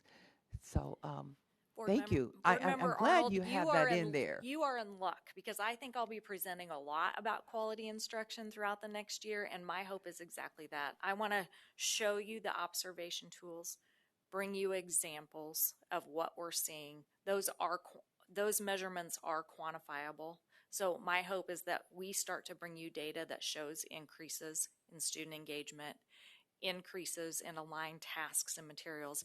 But first we have to get out and assess where we are. Right. Well, I just love the fact that you had that in there. Yeah. And I appreciate that. Thank you. And I will add that in my notes here, they talked about absenteeism going down. They talked about, I mean, they really saw some good things. So it was really powerful. Michelle. Thank you, Madam Chair, and thank you, Renee. That graphic that you have there, the ecosystem graphic, I know you said some of this is early, like it's kind of in the early process of it. She can hear me. So it looks like that. Oh, you had it there. That was it. There, right there. Thank you so much. As far as like that looks like it encompasses just Kansas, and maybe that's what you're trying to do. I'm trying to figure out where the as far as federal money and then the grants and all that federalization of things, how does that fit within that ecosystem there? Yep, that's the Kansas education ecosystem, but we know federally like they want a certain percentage. That's what the gentleman talked about earlier, as far as like you have goals and then we don't have assessments on paper that's being offered to parents at this time. Things where the parent actually can opt out of things. We don't want that accreditation to be hurt on that school for parents actually driving the education and direction for their child. So I just think that it would be good to show where that federalization fits into all that, and so that the parents can see that we'd like it to be Kansas driven. We'd like Kansas to be able to take care of the kids in Kansas and be able to educate them rather than the involving the government. So if you're saying the support system for a few, there are people that could go in there, their children are going to apply themselves, are going to take a deep dive, engage with questions and things like that. They don't want all that entanglement of all that other stuff. That's what I'm trying to figure out is how we can opt in rather than have to opt out of this. I'm moving towards an opt-in, giving a choice, giving people more options of paper assessments. If you want to be, that's more like a test or a quiz to me. I've always said that, without harming the districts, with that parent directing that education for their child and giving people options within the state and actually taking a deeper dive into education within the state of Kansas.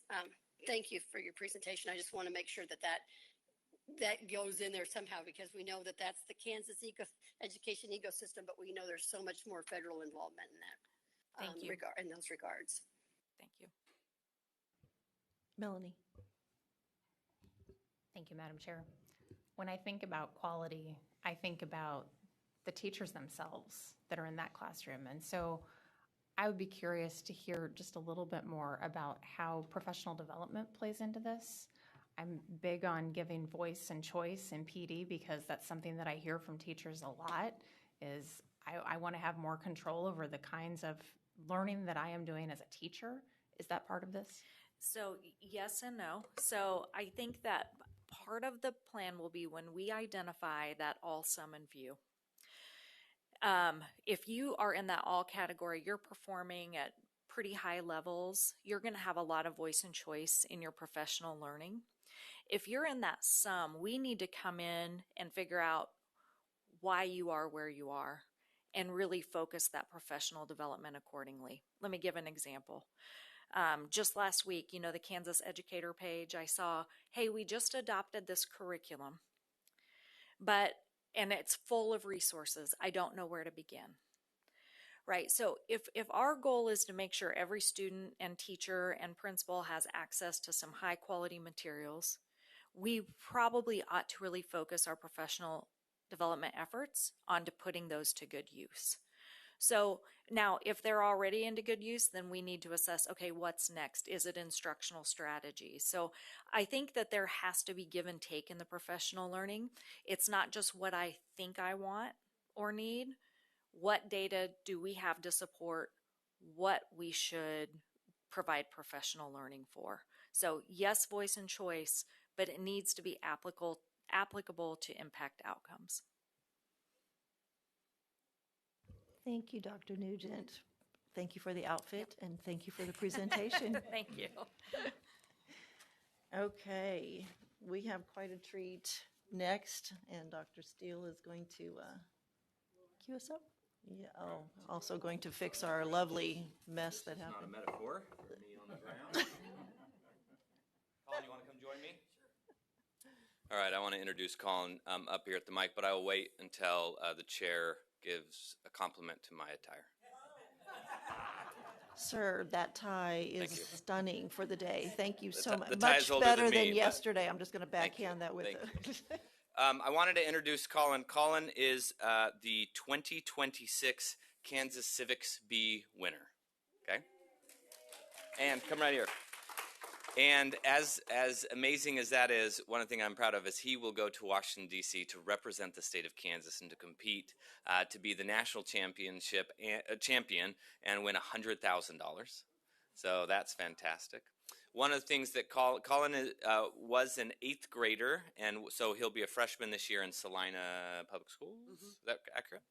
And we'll have him share some things. But one of the things he's going to do is he's going to share kind of the speech that he gave as part of the Civics Bee. Remember, he had to basically ace in a multiple choice exam, and then he had to show what he was doing in his community, and then he had to stand in front of a panel who grilled him with questions, and he had to present well, and then they went through everything and decided the winner there. And so he will be able to share that, and then he'll share his experience after his speech about what it's like and all of those really good things. So we want to make the space for him. I also want to give a shout out to his mother, Elizabeth, who, my understanding, you are a teacher as well.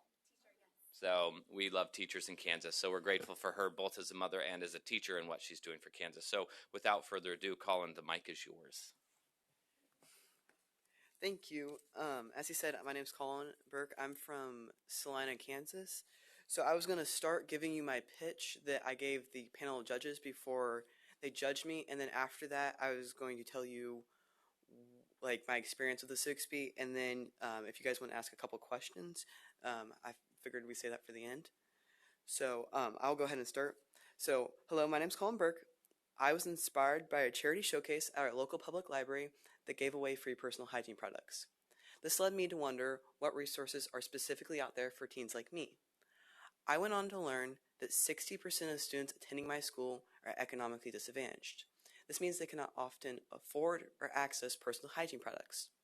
Students lacking access to these hygiene products often face bullying, lower grades, and worse attendance during middle school, which is a pivotal time for developing confidence and self-esteem, according to the Provision Promise. To address these issues, my project creates a discreet and accessible space called Teen Connections. My project will bridge the gap between local charities and teens in need to continually stock and promote my space. Items like deodorant sticks and oral hygiene products will be available, and students will be able to stop by in between class, no questions asked, without having to travel downtown or to the office. It will be located and students are already at, like the library and commons at school, and encouraging notes will be written on the products in order to make the teens feel less stigmatized and less alone. Since I know teens love our social media, we'll make verbal and social media announcements to spread the word that these resources exist. To implement my project, I obtained administrative approval, and at my new high school, I will create a student-led committee for continued feedback and management. Then I'll bridge the gap between existing charities such as Salina Shares, Catholic Charities, and the Peer Project to reach more teens. By placing products in school where teens are already at, we'll be able to reach more students than a traditional adult-led effort. And instead of having teens having to walk down to the office or walk downtown, we will be, like I said, we'll be able to reach a lot more teens, because while teens like to feel that we're independent, we don't really have the means to do so yet. We can't drive, we don't have a car. So the government and school would not be paying for this. Also, I want to bridge the gap between teens in need and the teens at school, and we will do that without having to rely on the government. My project embodies the civic principle of consider the governed, because as students are the ones helping plan and make the decisions, they have a vested interest in success. I want this not to be me leading the charge. I want students to be involved and students to be leading this, because in doing that, we will be much more successful than just not listening to them and going off and doing it without their support. My project also embodies the virtue of respect, and respect is recognizing the dignity of all individuals, because when teens are harassed because they don't have access to this project, their dignity is violated. Volunteering and donations are an essential expression of civic virtues. My project has been successfully implemented and proven to work.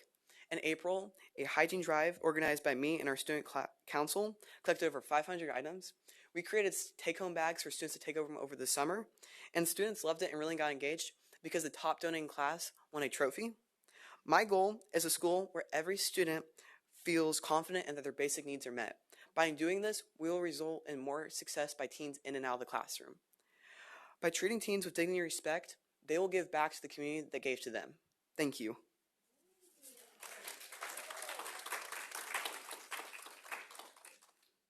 Thank you. So, to make it to where I have, so back in December, my teacher had, every quarter he had us do a essay to like summarize what we had learned. So for our second quarter, he had us write an essay. After that, at my school at least, a panel of teachers recommended 20 students to the local organization. I believe it is the Salina Area of Commerce.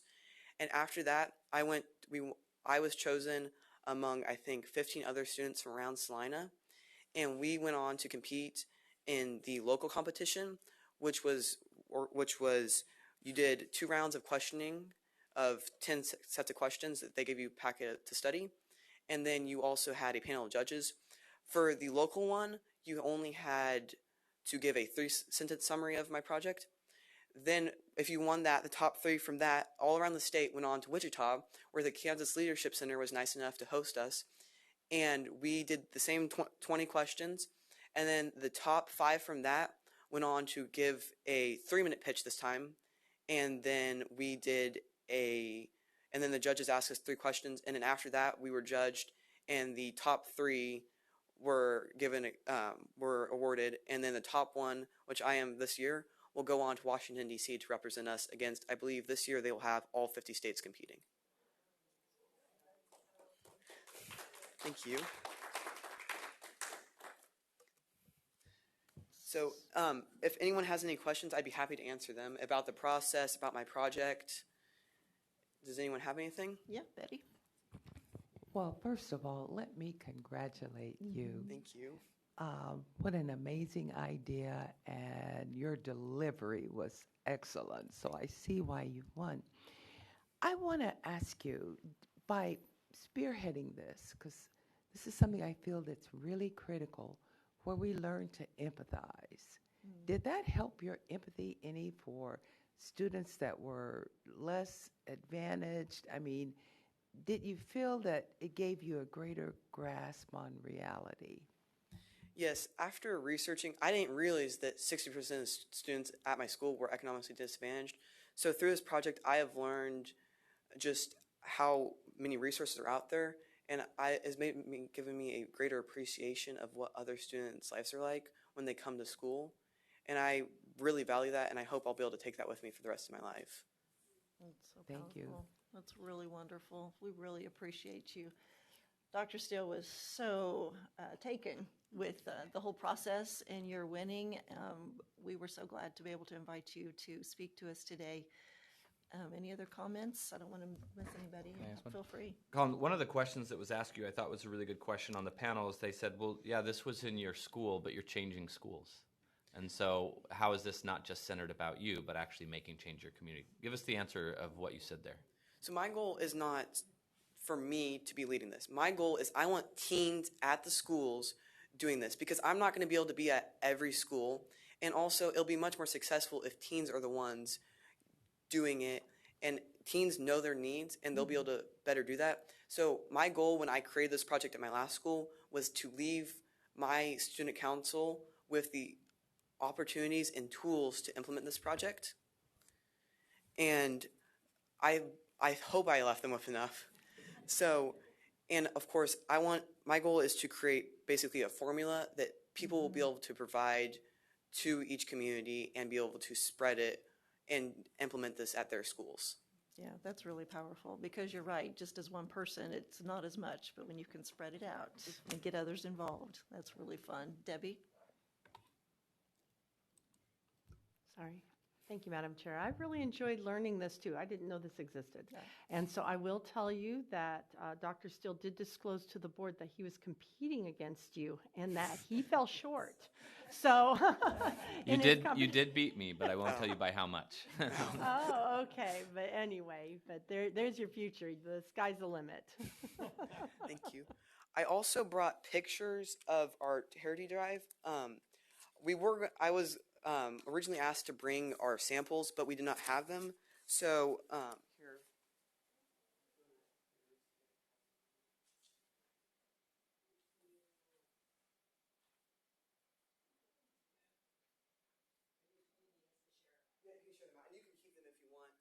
And what we did was we had one that anyone could take, like there weren't any gender specific items.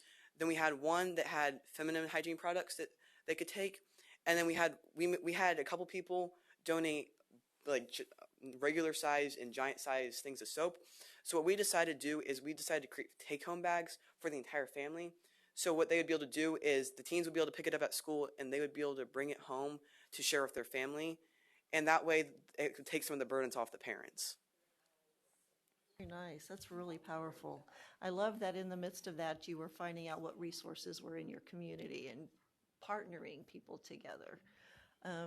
And the fact that you mentioned more than once, that then the government's not doing it. We're helping each other. And I like that a lot. Because that is one of the major civic principles that I believe in, is not the government taking care of us, but we need to be people helping people and taking care of each other. That's powerful and beautiful. Thank you. Thank you. So good.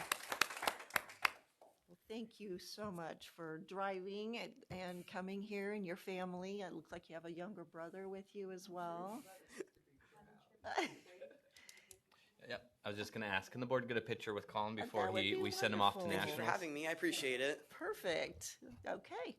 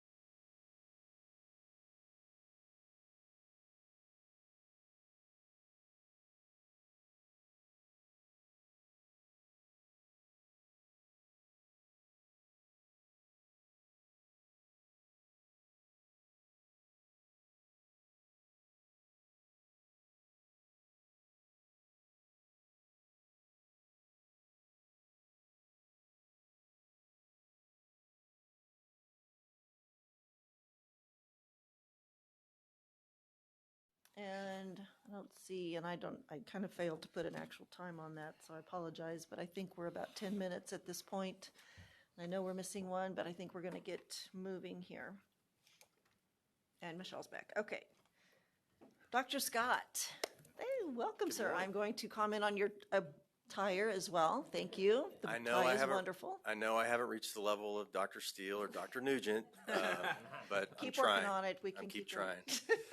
trying. Welcome, sir. Thank you, Madam Chair, members of the board, Commissioner Steele. Good morning.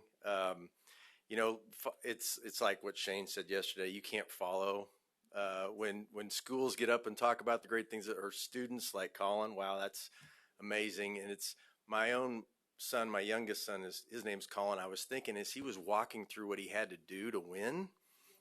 You know, my youngest son could shoot free throws, so we got him involved in those free throw contests. He actually made it to state. He got second at state. But if I had him up in front of you and I said, what did you have to do to win? He's like, make free throws. And Colin's like, I had to do this. Like, such an amazing learning experience for that young man. It is National Hot Dog Day. So we're going to have a lot of fun with this. We could. I debated myself. Should we have the debate of is a hot dog a sandwich or not? Did you know that's a controversy? It's right up there with is Die Hard a Christmas movie? It's right up there. We're not going to go there. We're not going to go there. Exactly. That's what I knew Jim would say. Who cares? But my question to you is, what condiments do you like on your hot dog? Mustard? Sauerkraut? Buffalo Ranch. That's a new one. Ketchup, cheese, onions, all the fixins, right? So there is a little bit of a controversy that says you should not. What did you say? Yes, absolutely. I'm all down with chili dogs. But there is a controversy out there about you shouldn't put ketchup on a hot dog if you're over the age of 18. I don't know where that came from, but apparently that's a thing. But if you think about that, let's say that we all agreed that universally this is what you put on a hot dog, right? All the same ingredients. And then we said if one of those ingredients is not part of it, then it doesn't taste as good, right? I mean, that makes sense, correct? So stay with me here because I'm working on a metaphor. But with students, right, when you're talking about life and employability skills, there is a universal set of those, right? And the special purpose schools have agreed on these are these universal skills. And if one is not there, that student is going to be not as successful, right? So now, if you're keeping track at home, we now have we've used metaphorically students as plants and now as hot dogs, but I think it still remains the same. Students to be successful, they need academic knowledge, they need employability, life and employability skills, right? We don't want to leave any ingredients out. And so I think as we talk about that, just know that that's where this life and employability skills assessment is coming from our special purpose schools, is that they really want students to be successful. And they want them to have the ingredients they need to do that. So what I like to share with you, and back in April, I came before the board and brought a couple of friends with me, Mike Bonner from Heartspring and John Harding from the Kansas School for the Blind, came and spoke about the significance of this assessment and the potential of this assessment. So what I'm asking of the board, this is a receive item. What I'm asking of the board is to approve this life and employability skills assessment as an alternative metric for accreditation purposes only. This doesn't mean this assessment replaces kids graduating from Heartspring, right? Kids can still graduate and they still need to meet the Kansas graduation requirements. This is only for accreditation evaluation for the special purpose schools. Every other school in accreditation, we're going to look at graduation rates, right?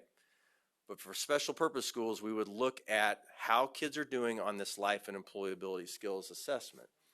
So I want you to know the purpose of it. We will need to talk about the domains of the assessment, the levels of performance. You're going to see a lot of alignment from our state assessments with that. Want to talk about common administrative and reporting practices. So when the data comes before you next summer, you have a good idea of where this data has come from and how it's been administered and all those things. And then I'll talk timeline at the end. Okay, and then when I get past that, if you have any questions, we can take those on as we go. So the purpose of this assessment is to evaluate post-secondary readiness for students that attend our special purpose schools. And it's not the full evaluation, right? But it is in that universal life and employability skills aspect. And so this is a yearly, I think this is a strength of this assessment. It's a yearly pre and post. You know, Dr. Nugent was talking about the IADA. That's a through-year state assessment. This is similar to that in that you're doing a pre-assessment and you're doing a post-assessment. This is every student in grades 3 through 12. And again, as I said before, it is intended to be an alternative metric to graduation only for accreditation purposes. So the domains and levels of performance. So these domains were identified through a process that we went through as a group, the special purpose schools, looking at really thinking about what have been the characteristics of the most successful students that have moved on from our programs. And so we whittled it down to these 5 domains: self-determination, independent living, community engagement, vocational, and then just some general skills across domains. So we have domains, then we have skills, and I'm going to show you an example here in a second. And then we have what we call indicators. And I'll talk a little bit more about that in a second. But you can see the levels of performance. That should look very familiar, the tags to those, right? Limited, basic, proficient, and advanced. The same levels of performance as exist on the state assessment. So this is an example of the domain of general skills across domains. So you think about responds to instructions. That's a skill. Exhibits appropriate social interactions. That's a skill. Utilizes, from this morning, utilizes technology appropriately. Okay, so those are the skills. And then underneath each of those, in the assessment, we are allowing the special purpose schools to identify the indicators to look for to ascertain whether or not that student responds to instructions at a appropriate level, right, or a proficient level. So, and now each special purpose school is in charge of creating their own indicators, mainly because they have very unique, distinct learning styles represented in their schools. This is also grades 3 through 12. This isn't just you walk across and get a diploma at the end of the 12. This is throughout your time at the Kansas School for the Deaf, students taking this assessment twice a year. Sorry, now students aren't taking this assessment. This is an observational assessment made by teachers. That's an important distinction to make. So let me stop there and just ask, are there any questions about the structure of the assessment from domains to skills to indicators and levels of performance? Okay, just to be clear, are we talking 2 schools, the deaf and blind, or does that include Lake Mary or? Yes, it includes Lake Mary, Heart Spring, Parsons State Hospital, and Lawrence Gardner High School here in Topeka. Okay, so wait a minute, do that again for me. Sorry, there are 6. 6. Mm-hmm. School for the Blind, School for the Deaf, Parsons State Hospital has a school, Lake Mary, Heart Spring, Wichita, and then here in Topeka, the Juvenile Detention Center, Lawrence Gardner High School. Okay, and each one of them would develop their own indicators. The skills and the domains are consistent. Right. So when you see the report, and I'll get to the reports here in a second, you're going to see reports for all students, pre and post. You're also going to see by domain. And currently, this would be new, but currently, what's in place? Nothing? So we piloted this assessment this past year. Okay, gotcha. We Thank you. piloted it. Yep. I just needed clarity. Thank you Sure. so much. You bet. Thank you, Madam Chair. And I just want a little more clarity. Could you define for me better self-determination, what that goal of that is? Well, I mean, that's the name of the domain. I don't have it with me. I could list off the skills like demonstrates autonomy in making choices, self-advocates for needs and wants. These are all skills that group has, again, looked at their highest performing students in these areas and said, let's look at these. And it was not an easy process, right? Because we want to measure everything. So we had to whittle this down through a prioritization activity that we went through. So hopefully that gives you a little bit of context around that domain. I think at the end of the day, for a lot of this, it comes down to just that definition of what is education at the end of the day. Allowing these children to live their life to the fullest. Mm-hmm. And so understanding that there are some children who will never be in a position to self-determine, live independently, community engage, or have a vocation, and yet we're still defining as giving them an education. I think that we have a breakdown there, because I think that is sometimes in the FAPE world of things, we're not really considering that, trying to. I think I was really thrown by the first example I was given, that somebody who was never going to have more than a 2-month-old cognitive ability, 2 months old, that they graduated at age 21, and I'm like, what does that even mean? So I really feel like there's a breakdown, that there's a line somewhere where we really we're defaulting away from an actual, what I would define as an education, and more, how can we support as a community families with children who need a higher level of care? And to a person, good point, to a person, I think on the special purposes group that was involved in this, they all felt like this was going to allow the board a peek into the actual work as so much more than just a diploma, saying that this student graduated our program. This is going to be so much more data. And even with students that, as you talked about, very limited cognitively, there's still an opportunity to show growth in these areas, right? And while some may not apply, but I don't think that dissuades the special purpose school people from trying as much as they can, right, to help that student grow in that area. Even though it may be a more of a bleak outlook, that doesn't deter them from this. And so I think they recognize that these skills are universal across all their schools. I think when you get into those indicator levels, that's where it really gets into more of what's an appropriate indicator for a student who is in that particular situation. I think that's where they have more ownership and makes it a more relevant assessment for their students. Good question. So just some common administrative and reporting practices. And again, we piloted it this last year and then we met this summer to finalize all this. So every 3rd through 12th grader will be assessed 2 times per year. There must be at least 6 months between assessments, simply because we're really looking for growth from pre to post. And so there needs to be an amount of time between that assessment.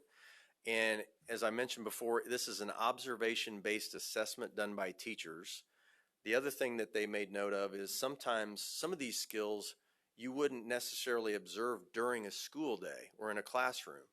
It might be in the housing unit, right? So the teachers would be responsible to go in and interview people who have observed that behavior in that student. So we're really, again, this is the first year we're trying this, so there'll be things that we learn as we go along the way. A lot of words here, but basically next summer, from each special purpose school, what the board will see is an average score on the pre-assessment across all domains, right, for all students, an average score on the post-assessment across all domains, all students, and then broken down pre-assessment by domain and then post-assessment by domain. If the board would like to see other data, that's fine. We just started with this as a starting point, and we'll see how that goes. But that would be what would come before the board next summer for our special purpose schools. And timeline, obviously here today, this is a receive item. If approved in August, so at the August board meeting, if you approve this as an alternative metric, this next year would be the first full year of implementation. In June of next year, based on the data, we would set baseline performance standards. And what I'm really excited about that is, again, we're going to be able to measure growth within the year. And I think that's really an important piece. And then in July, I would bring before the board the results from each special purpose school. I have a little bit of Q&A already. Are there any other questions I can help with? It makes a lot of sense, and it's so great that the schools themselves were so, involved with KSDE, so they are very on board and created it. Really, it sounds. Yeah, like. they've driven the creation of it, the development, the pilot of it, and so it's been a galvanizing piece of work for those special purpose schools. They appreciate the support of the board. I think we all recognize that graduation maybe wasn't the best metric for accreditation purposes.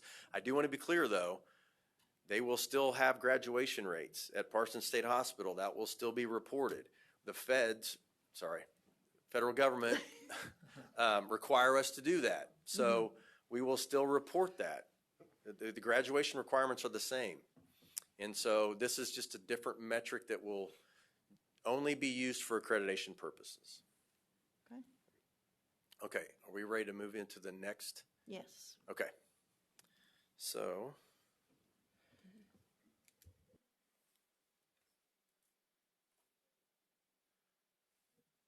Rayleigh's got it. Okay, so the next item is also receive item. And if I could go back, these are the most recent recommendations from the ARC, the Accreditation Review Council.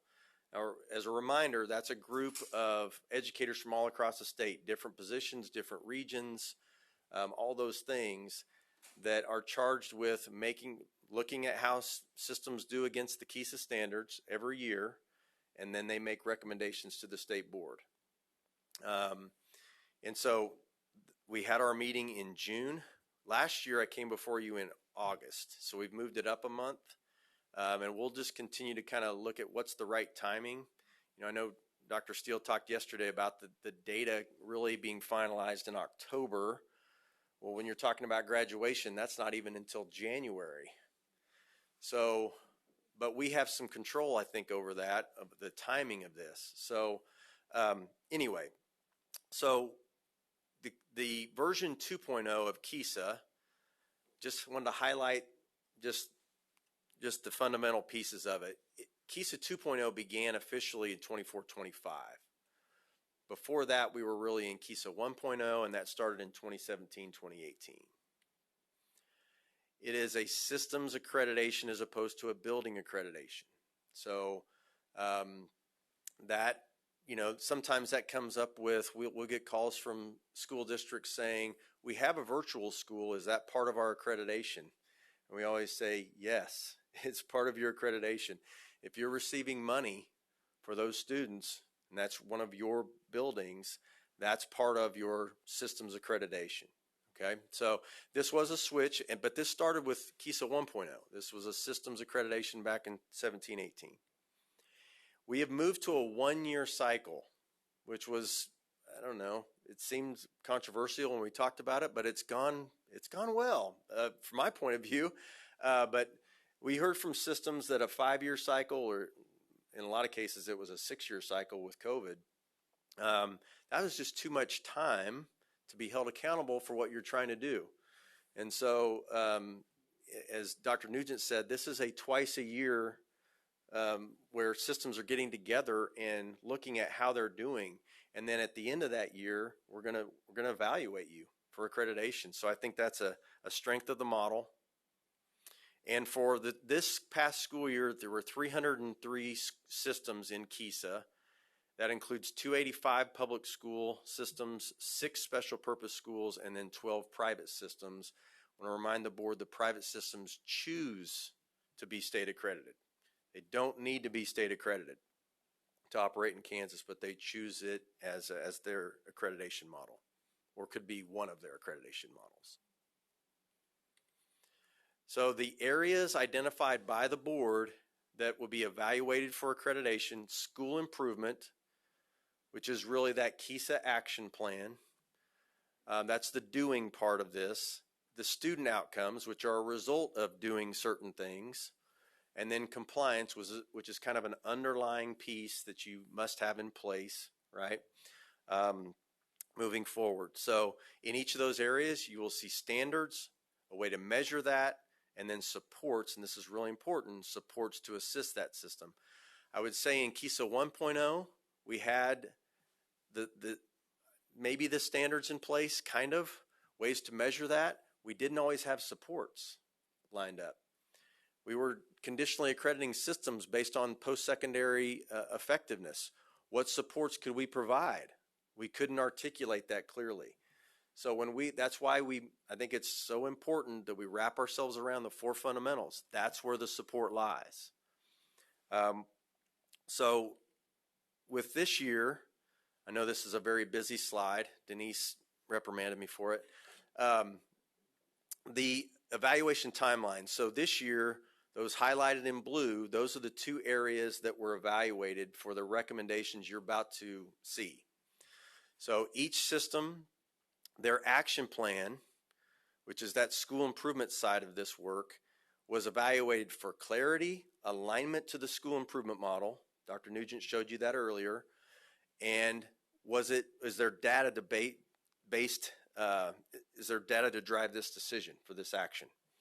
So an action plan review team here at KSDE has reviewed every single one of the action plans. Some of them are still in process, but for the most part, it's clarity, alignment, and data-based. That's one evaluation. Student outcomes were reported, as they always have been. They are not evaluated this year, right? And then compliance. In each system's compliance in each of the 10 designated compliance areas. 2 years ago, that was 13. So I want to applaud the board's efforts. One of your goals is to reduce redundancy, right? And remove some of that. And when you took mentoring and professional development, which are very important, when you took them out of compliance, I think that actually magnified those areas. I was recently talking to a friend of mine, and he said, "You know how I am with have-tos?" I said, "Yeah, you're not very good with have-tos. Most people aren't good with have-tos. It's the want-tos, right? Now, there are some things in compliance that you just have to do. And I appreciate the board's looking at those compliance areas and Dr. Nugent's leadership through that. So each system their action plan was evaluated, their compliance in each of those 10 areas was evaluated, and that formed the basis of the ARC's recommendations to the board. For next year, you can see that it's the same for school improvement, looking at an action plan, but I'm really excited as we talk about looking at implementation. You can only learn so much just reviewing an action plan, but how are they actually implementing and measuring that? I think that's a very strong step that we can make moving forward. Next year, it is part of the timeline that each system's KSDE graduation rate, which, quick quiz question, how many years of graduation forms the KSDE graduation rate? Got one that knows it. 5, right? 2 that know it. 5, that next year will be evaluated. It'll be each system's KSDE graduation rate will be compared to the state average and looking at their rate of change in that rate. And then the same compliance areas would be evaluated next year. Okay? Okay, so this is, I'm not going to spend any time on this. This is more something for you to look at later on, but systems engage, KSDE coaches, supports, evaluates, the ARC reviews each system against the standards, and then you as the state board determine the accreditation status. So the ARC recommendations for 25-26. Under the accredited heading, the ARC recommended every system but 2 to be accredited. So that means that those systems met the standards for their KESA action plan and in compliance. There are 2 systems the ARC is recommending for accredited with conditions. One is USD 412 Hoxie. The other are the Lutheran schools, which operate as a system since it is system accreditation. So both of those are compliance issues. They did not meet the compliance standards in licensure. So when Shane was up here yesterday talking about the licensed person, like the data, these systems for the last 2 years have not been able to meet deadlines for reporting those license reports. They also have not submitted a corrective action plan, which is part of being back into compliance. There are other systems that have not met the deadlines the last 2 years, but they have submitted a corrective action plan. So when we take systems to the ARC in licensure, for example, that means that for the last 2 years, we don't see the effort being made to get back into compliance. So Hoxie has accepted this recommendation. There is an appeal process. Should have said that. Systems that are accredited can appeal that. I don't know why they would, but they could. Lutheran schools, they are appealing the ARC's recommendation. The appeal process does not involve the board at all. The appeal process happens before I can bring it to you. So, and after I'd submitted these slides, I found out Lutheran schools want to appeal this. So they are being recommended for accredited with conditions, but the board will not consider them until we've completed the appeal process. And that could be, if you run it all the way out, it could be all the way into September. So any questions? That's really what I have for the board on the ARC's recommendations. Yes. So with that said about Hoxie, what is it going, what's the plan to get rid of the I mean. Yep. Great. No, it's a good question. So the conditions are that they get back into compliance with licensure, which means they would submit a corrective action plan. So our licensure team has already outlined these are the conditions. Okay. We send those to them, right? And then once the board acts, we send this to them and say these are the conditions that you need to meet.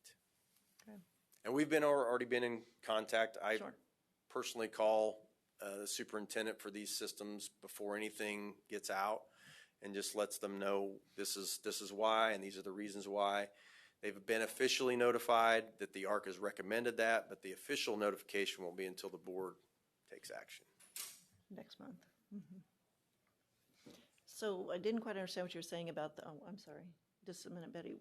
The Lutheran schools appealing, so that means if it hasn't finished out by next month, we're not going to be. We're going to have to bring the Lutheran schools by themselves okay, to the state board. Okay. Yes. I assume that's for, it is for Jim. Okay, wasn't sure if it's you or Jim. And it's on the same subject. In the event that they are accredited with conditions, how soon can they be accredited? Do they have to wait a year, or can they fix it and get accredited? Well, in this process, if we stick to this process, it would be a year. Yeah. Now, they may meet the conditions by December. And if the board so chooses, I could bring that to the board in December, and we could move on with that. Because it clearly states the state board can change an accreditation status at any given time. So you're well within your rights. If that's how you would like to operate, that's fine. I think that then gets more into, licensure makes their decisions in December. If there's another area, they might make their decisions in March. But we could work through that, or we could simply say it's that we're going to stick to that every year. Putting my old hat on Yeah. as superintendent, if I, as a district that was like this, I would be wanting to fix it today. Yeah. And hopefully I would have the light at the end of the tunnel to address that after it was legitimately addressed. And it is kind of due to the context matters. There are some compliance areas that you can't do anything until a certain part of the year. So it's just, it's really kind of contextual. Well, and we do want to remember, this is the second year. Yeah, this is not they only didn't meet standards this year. This was, 24, 25, and 25, 26. So we need to keep that into account Yeah. as well. Yeah. So, Melanie? Thank you, Madam Chair. I think you just said it. They knew last year. They didn't meet last year. I was going to say, was this a surprise for either of these systems? They should see this coming if they're engaged in doing the work. Yes. Yes. Yes. I mean, we email a lot of this. A lot of this information goes out via email, right? So there has to be some sort of, checking email and responding to and doing those things. And I'm not putting anybody out there, but it's just you have to be able to engage, right? And pay attention to this. But I also, we talk a lot about reciprocal accountability. Schools should also hold us accountable. And so we're trying really hard. We just put out a one-page, we put out the new compliance guide, but associated with it is basically, we call it a one-pager, but it's like 3. But it's got, for each compliance area, what needs to be done, by when, and when will that compliance status decision be made. So, and we've also added compliance status tracker in the KISA application. So if I'm at Hoxie, I can go in and see exactly what our compliance status is in each of these areas in real time. So we're trying to do more about making sure, because let's face it, I've never been a superintendent, but it seems like a busy job, right? There's a lot of things going on. We want to make sure we're doing our due diligence to help them meet these compliance areas too. One more. When I think about the level of engagement that KSDE is having with all of these different districts, and I'm not necessarily pointing at Hoxie, but I'm just thinking about, you've got emails going out, newsletters going out, some things that are trackable, and then there are also incoming calls. And I just wonder, I know that there's a set of schools that are less engaged. And so I question, at what point are we really working hard to get those districts more engaged at the state level and with their peers, with those that are in their groups for KISA work? Well, 2 things. Well, one thing is the school improvement day. So they don't have a choice, right? They have to be at their school improvement day. I think that's one of the strong points of this accreditation model, and that every one of these 303 systems got together this last year. So we have an opportunity at that point. So they're engaging there. And the regional exec Yep. is in Yep. big part of that Yes. whole process as Yes. well. So, and I know, I'm pretty sure this would still be Amber. And Yes. she's very engaged with Yep. the district, so. Yep. Thank you. Okay. Thank you, sir. Thank you. I'll see you in August. Okay. Yeah, with all the fixins. Okay, we're going to move. We have a hard start at 12:30 is my understanding, so we really want to try to finish up real quick here so we can have a bit of a break before we have to do that. As far as a report from me, the only thing I want to put out there is that the Kansas School for the Deaf superintendent search, they are started the process of looking for a search firm. That will come to us to have to approve. So, but that is beginning. So things are moving. I just want to make sure everybody is aware.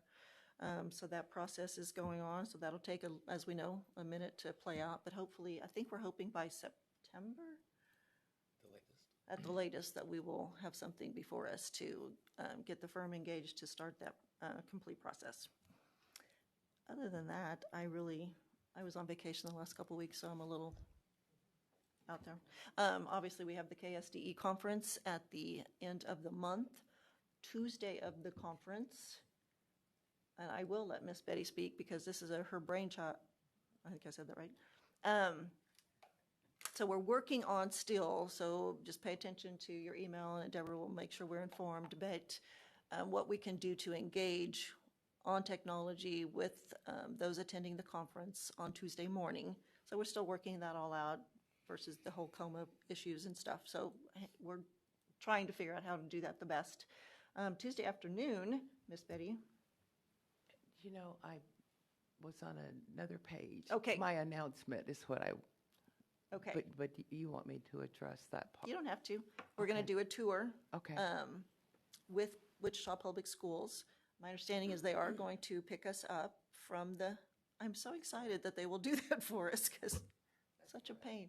I am really excited about that. So I appreciate very much that they're willing to do that. So, I mean, it'll just give us it's really timely when you think of the whole piece today. So I think that'll work out great. So I hope everybody can make that. I think it's going to be a really powerful day. I will be at the whole conference because I'm a geek like that. I like all that stuff. So, Betty, let's do travel. Oh, do we have any committee reports? I'm trying to actually. Michelle? Okay.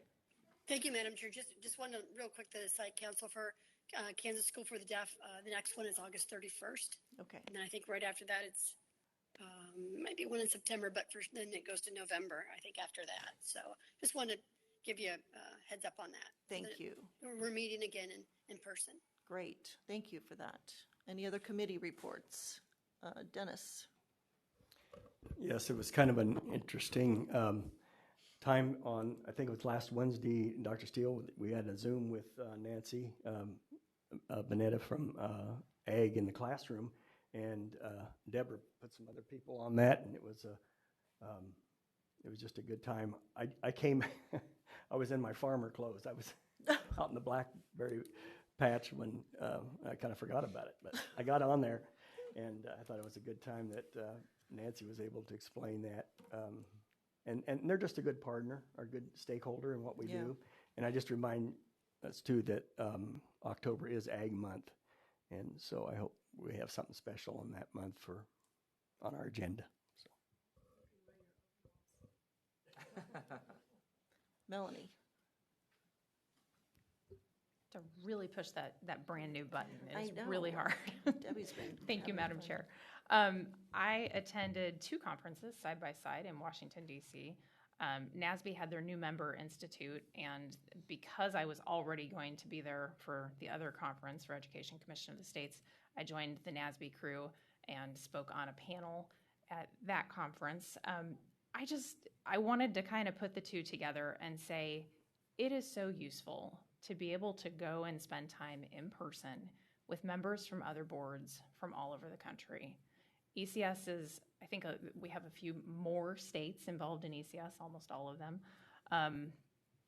NASB, not quite as many, but still a really broad representation, an opportunity to have very bipartisan and constructive conversations.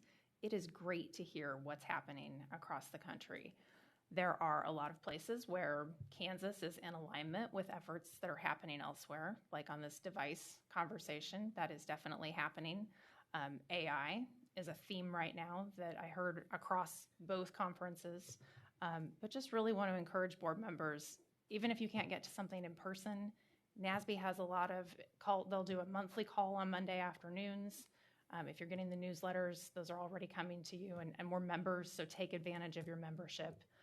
It's just such a fantastic resource. And honestly, I bump into all kinds of differing opinions all the time. And so it's also a great conversation to have those one-on-one discussions, especially if you can be there in person, but also in the breakout rooms if you're on a Zoom call. So just my plea and reminder to the board that these are wonderful resources that we can take advantage of. And on the ECS front, they have a phenomenal website. They do research all the time. if ever there is an issue that you have questions about or are thinking, I'd really like to do some research in this area, feel free to come to me because I can place that request on behalf of the board. They will conduct research on our behalf. They will go and do this for free. It does not cost our board anything because the state is paying for that membership.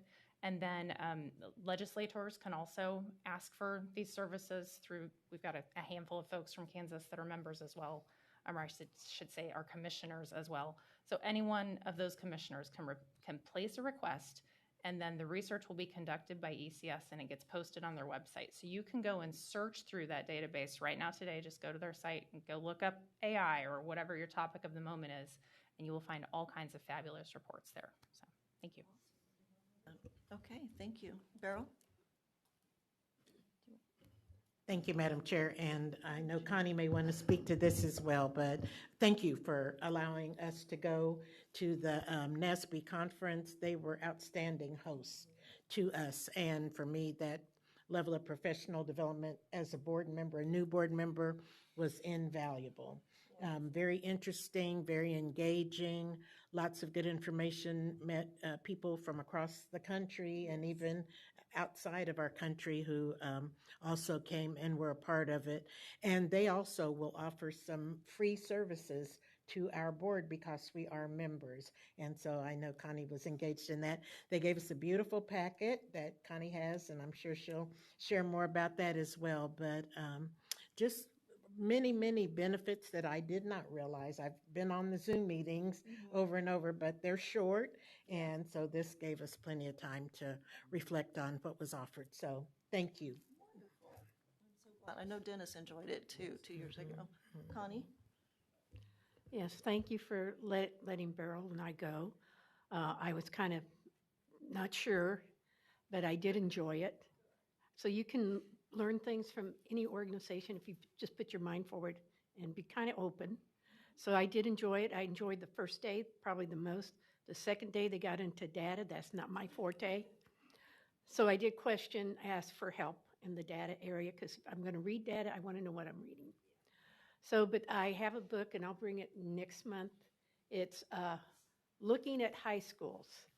What can we do to change our high schools?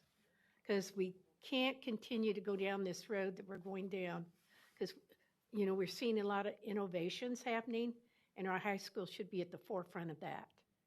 And so I'm going to finish reading that book because it's but it has pictures, so that helps.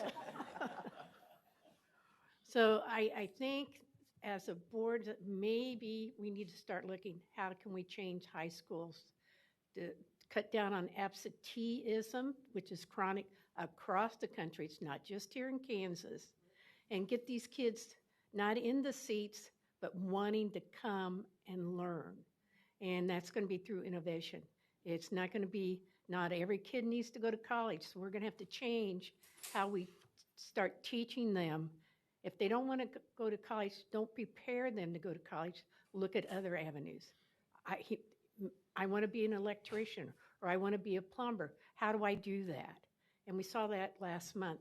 So I think that's where my focus is, looking more toward how can we get the kids back in high school and not, you know, staying home and saying, oh, I'm going to get on my game today. So, but I did enjoy it. Thank you for sending us. That's wonderful. Any other committees? Okay. We need to real quick act on the travel requests. There's not much in there, I don't think. Yes, but I think it's, yes, thank you. She's wanting to make we are under budget, Deborah told me, so we're sitting good dollar-wise, so that's good to know. Okay. Hopefully you guys pulled those out. I know I looked at them earlier. I can't put my hands on them right now. So if I could get a motion to approve travel. Melanie, seconded by Connie. All in favor? 10-0. Perfect. Okay. Board comments. Betty would like to make an announcement. Thank you. I was approached by Phillips Fundamental Learning, and was asked to become an ex officio member of their board. And I did accept. And I do want to add some qualifiers to that. I've always felt like one size does not fit all. And when it comes to literacy, whatever it takes for kids to be successful, I'm in support of that. I did accept the invitation. I am not a voting member. I will serve more in an advisory capacity. One of the things that I will be drilling down from their data, and I'm not saying this is valid or invalid, but from their data, they are showing that there is a significant number of Black and brown students, and that number is increasing, that lack the proficiency in literacy. That is something that I'm extremely interested in and would like to work on. So if in the future anything comes up regarding Phillips Fundamental Learning, I will recuse myself from voting. I need the board to understand that, but this is something I'm very interested in and will follow through and would love from time to time, if there is relevant data, that I would share with the board. Thank you. Thank you. Dennis? Yes, I want to just speak toward the pushback I got from comments last month, and I have the facts here that I spoke from. I got those off a website, and it disappointed me that there was an article printed, and a week later it came through the press to the Hutchinson News. It's generated here in Topeka, and I just am disappointed that the effect is that public ed is being targeted, and I just want to say that it was mischaracterization of what I was trying to say. We want public ed to be have good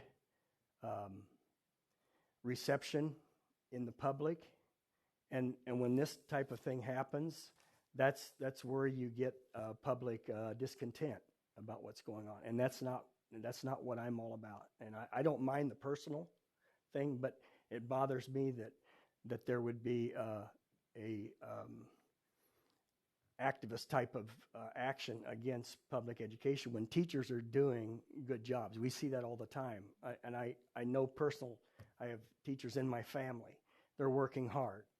They have probably one of the toughest jobs in our society, because in some places they're picking up the heavy lift where parents can't. And so I want it to be public that I wasn't about speaking against teachers or public ed, but it did really bother me that it got spun that way. And I want to go on record as saying we're supporting teachers. I support teachers. I think that the things that are being done are being worked at, and there's a lot of hard work being done, and I appreciate that.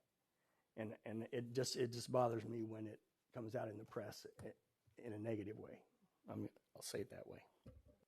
Thank you. Appreciate that. Any other comments? Thank you, Madam Chair. And I will add on to that. I felt defensive for you, and so I deep dived. I almost have a notebook of research just on you, and I support you. You were mischaracterized.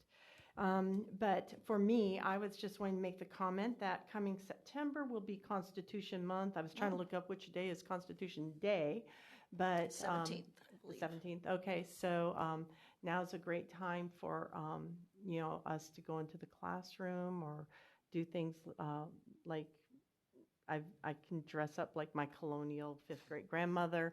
I've already asked my friend teacher if I can do that again. So, but just so that it's the 250th anniversary, so it's a fun time for us to remember and have that month in our minds so we can report back some fun things we're doing. Okay, thank you. Any, I just want to say too, thank you, Deborah, for the sunflowers. oh. They're just beautiful, Oh, and you have a birthday. Kansas, we're special in that know. way. We can grow them big. And then Danny, thank you and your wife for doing all the decorations. It's invigorating to celebrate. And yesterday was a special day over at Constitution Hall. I didn't know that place that existed. was wonderful. And That was just wonderful. I thought Yes. Adam did a good job in front of us. Then we followed over there, and it was just a fun We noon. really time. thank Yeah. Danny's wife, Dinah, for the decorations that he brought in. It's just really made the place special. I loved it all and really appreciate all the staff that added into that with their attire. That was just a lot of fun, so I appreciate it. With no other board comments, then do we have any really quickly, future agenda requests? Betty? Thank you. And I'm revisiting something that I had brought up once before, but since Dr. J had brought up our special purpose schools, it was something that I had asked for, and this is for you. It's not a presentation, but we have no recognition for our special purpose teachers. And if you've ever gone, and we all have visited the special purpose schools, we know the level of dedication that those teachers have, the amount of work and passion that they put in, that I would love to see us celebrate very much like we do Teacher of the Year, to look at something specifically for special purpose where we could celebrate them because they bring a lot to the table. Thank you. Really quick, and I meant to do this before, so it's not really a future agenda request, but I am going to showcase what I found on Facebook from my local district in Hayes, because it caught my eye so quickly, so they obviously did a great job. It said 26-27 vacation planner, and I'm like, what? Yeah, it is all of the 3-day, 5-day, 9-day opportunities for families to go on vacation, do whatever, because they are times out of school. So they put it in this really cool format, and they said, plan ahead, make memories, every day counts, attendance matters. So and they broke it out in such a it's not just the calendar thrown out, here's all the dates where you can have those, and I just thought it was really creative and such a great messaging. So I was just giving him a shout out. I just saw that literally last night, and I sent it over to Deborah and said, would you print that for me? I just thought it was really powerful, and what a great creative way to catch the eye and put that out there to say, here's all the dates for the calendar year of the school. Try to plan around those so your kids can be in school. So I just thought that was great. So if we have no other business, yes, Melanie, we're right on, almost right there. We heard a great presentation earlier today about real-world learning, and I would love to double down on that in a future board meeting and talk a little bit more. I'm thinking about all of the things we heard today that are good for all students, not just students that are in a special magnet school. Yeah.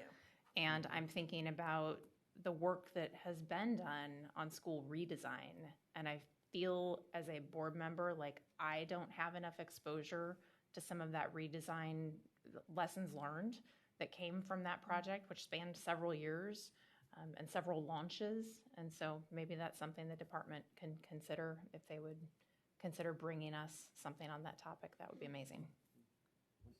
And I will add in there, I remember a presentation from Baser Linwood where they talked about having an entire afternoon class that worked on a project, and then the way that credits were awarded, I continue to have conversations all over the place about how do credits get awarded, where does mastery and competency fit in that. So those may be two different things, but I think that they are of the utmost importance right now.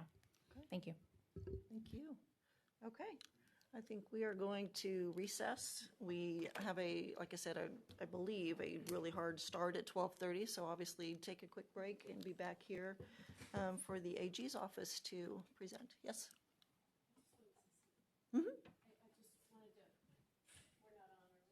Yeah, let's go ahead and recess. Okay.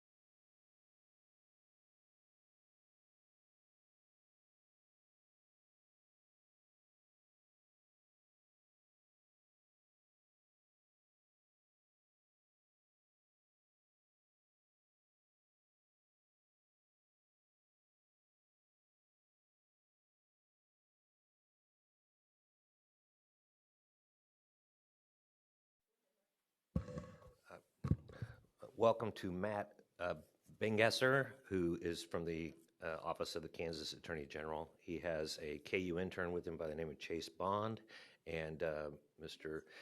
Bingesser is here to present on the Kansas Open Records Act and provide training. Take it away. Thank you. You're going to bring it up in just a minute. Well, thank you for having me today. I'm Matt Bingesser, Administrative Counsel at the Office of the Attorney General, and I am the Open Government Educator for the state of Kansas. So pull it closer. Alrighty.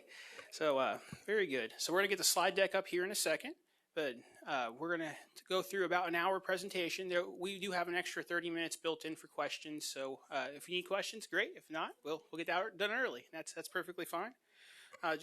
Please do feel free to ask the questions in real time. We want to make sure you get the questions you have answered. And I know it's very easy to forget a good question when you're waiting on the question period to begin. And so we're almost ready. And I just press the space bar to move forward. Is that right? Okay, perfect. So this is our introductory class on Kansas Open Records. And so we'll go over the general structure, some of the most common exceptions to the Kansas Open Records Act. You'll see a lot of good information on how the law applies. We'll also see the new fee structure adopted by the legislature.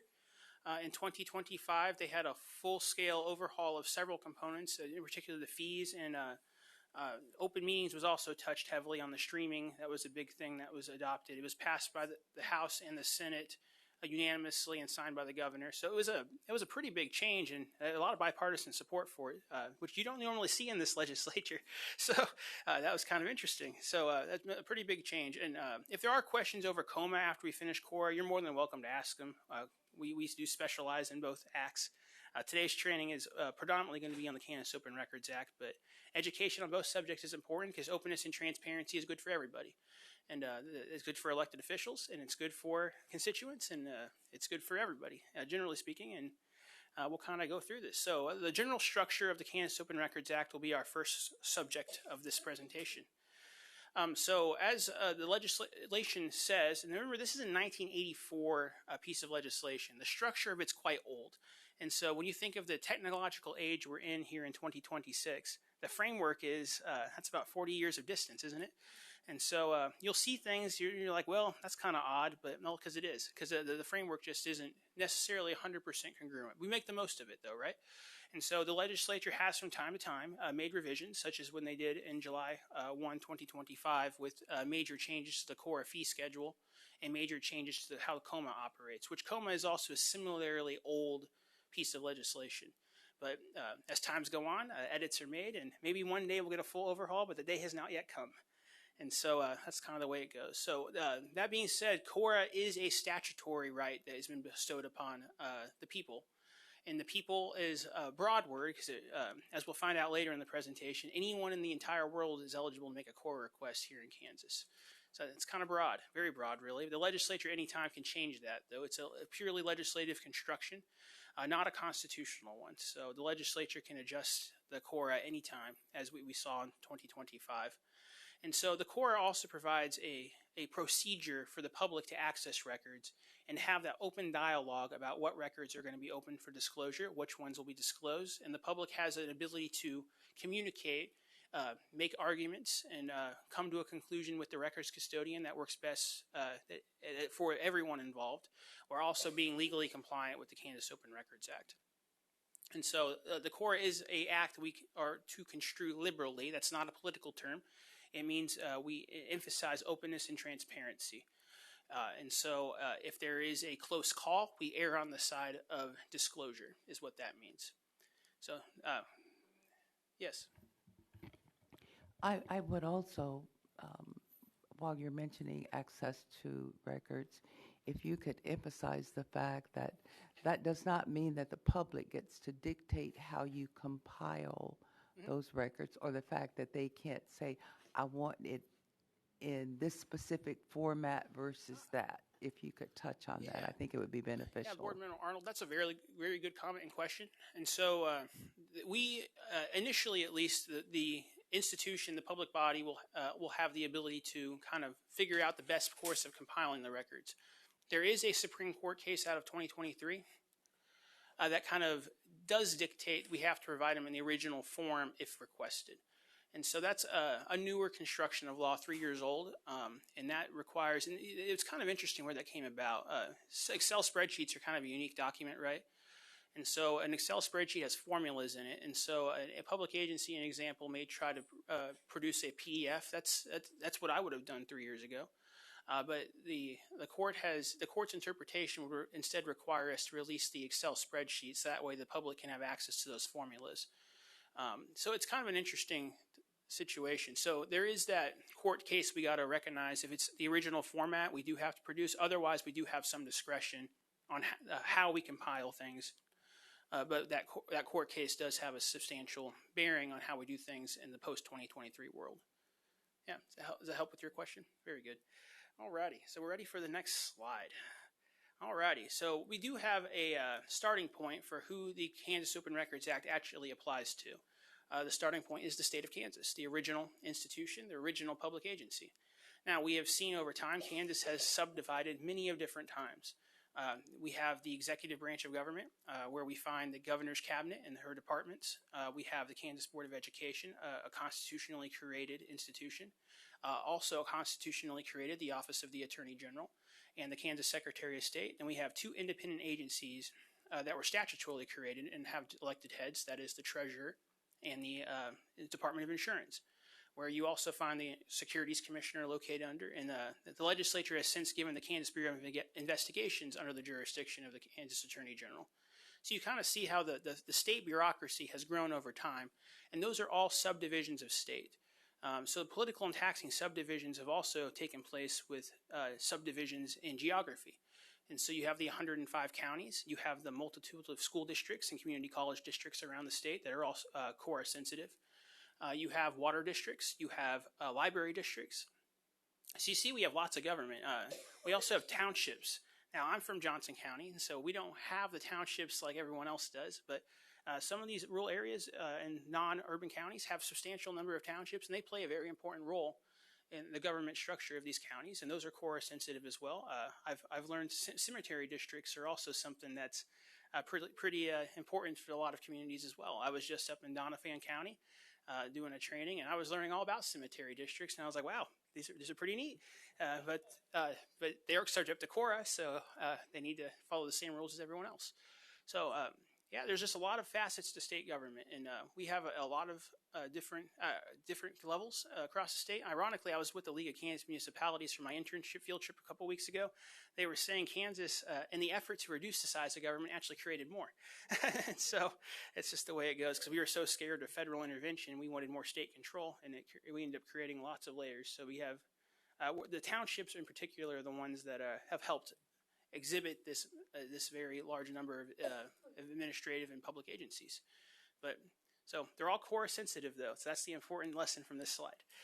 So everyone gets treated the same under the KORA, which is good.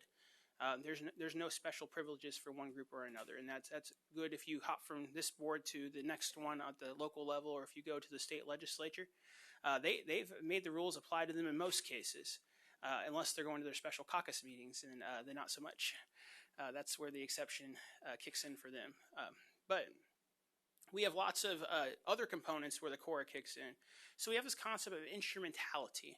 And so an instrumentality of a public institution is when another group that may not be government in its nature, maybe a public nonprofit or a chamber of commerce, they receive such a significant amount of public funds, or there's such a controlling interest where they become basically an extension of the government, that entity will also become KORA sensitive.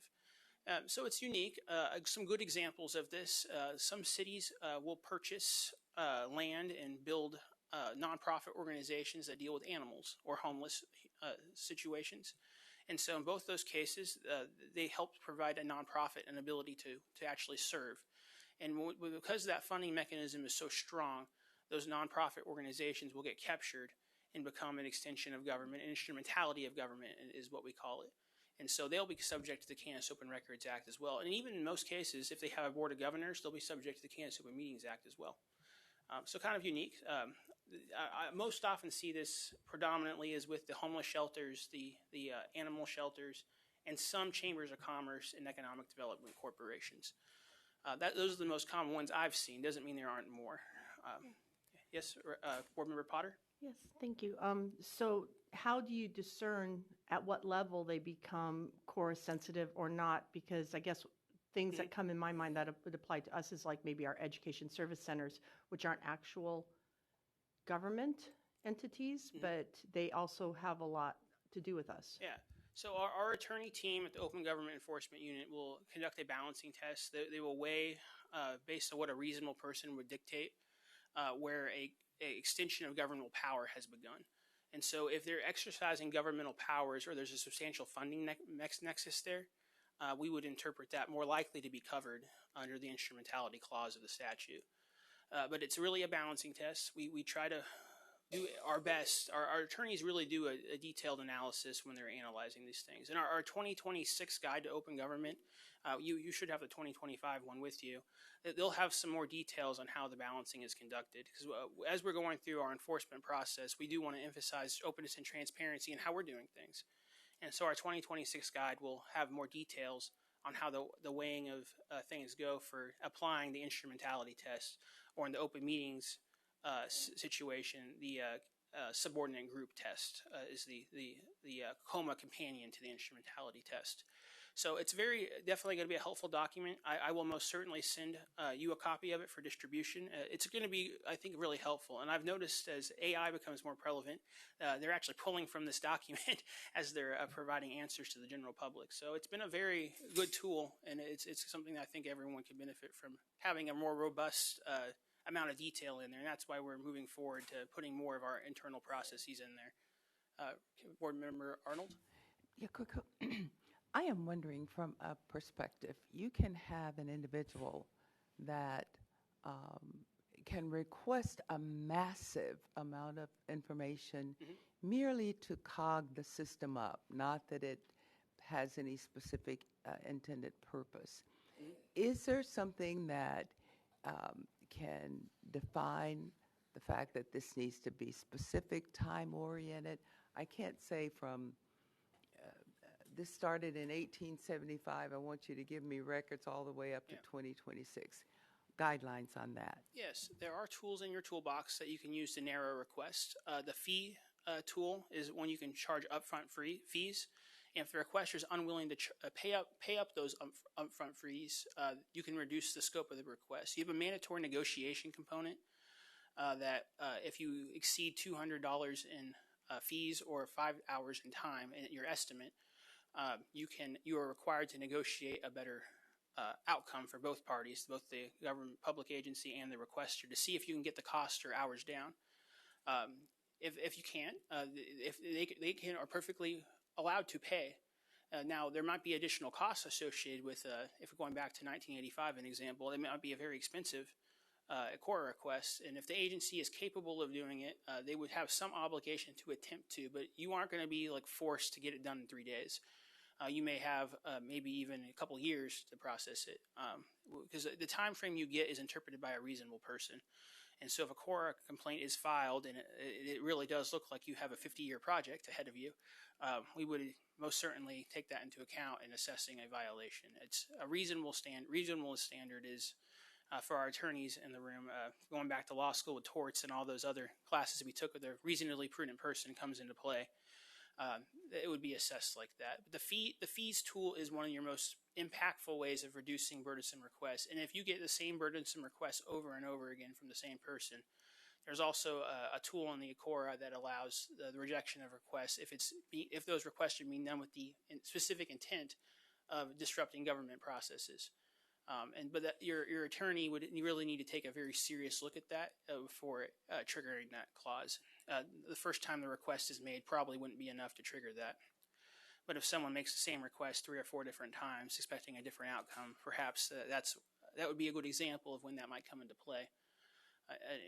Or if it truly is just an astronomical amount of work that no reasonable person would say could get done in maybe 3 or 4 years or something like that, you could use that clause. But definitely something your attorney will have to do a very specific analysis to what your feasibility of your agency is, the consequences of doing that. So, but there is a tool in the toolbox that can address something as significant as like widespread disruption of agency processes.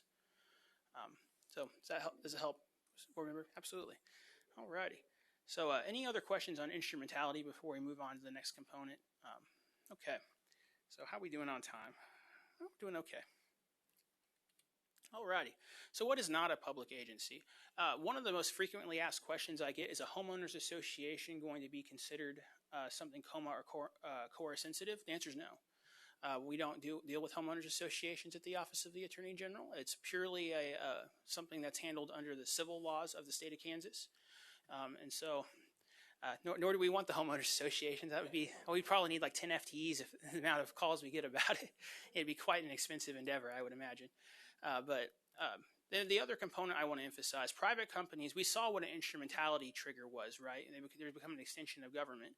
But just because a private company provides goods or services does not make them an instrumentality of government, right? So if you say a school district's purchasing textbooks, just because that textbook company sold the school district those textbooks, does that make them an instrumentality of government? It does not, because they're not becoming an extension of government, right? They're just becoming a provider, a vendor of the service.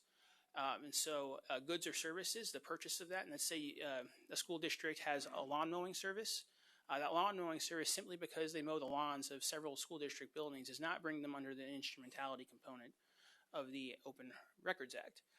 So you kind of see that distinction there. There has to be a true governmental function and utilization of governmental funds for the furtherance of something. Economic development is definitely a legitimate government purpose. Mowing a lawn does not really have that same effect if you're contracting out that service. The public doesn't need to know what kind of lawnmower is purchased or what kind of, by the private company. They don't need to know kind of what oil and gas is going in the machine. I mean, you see the difference there, yes.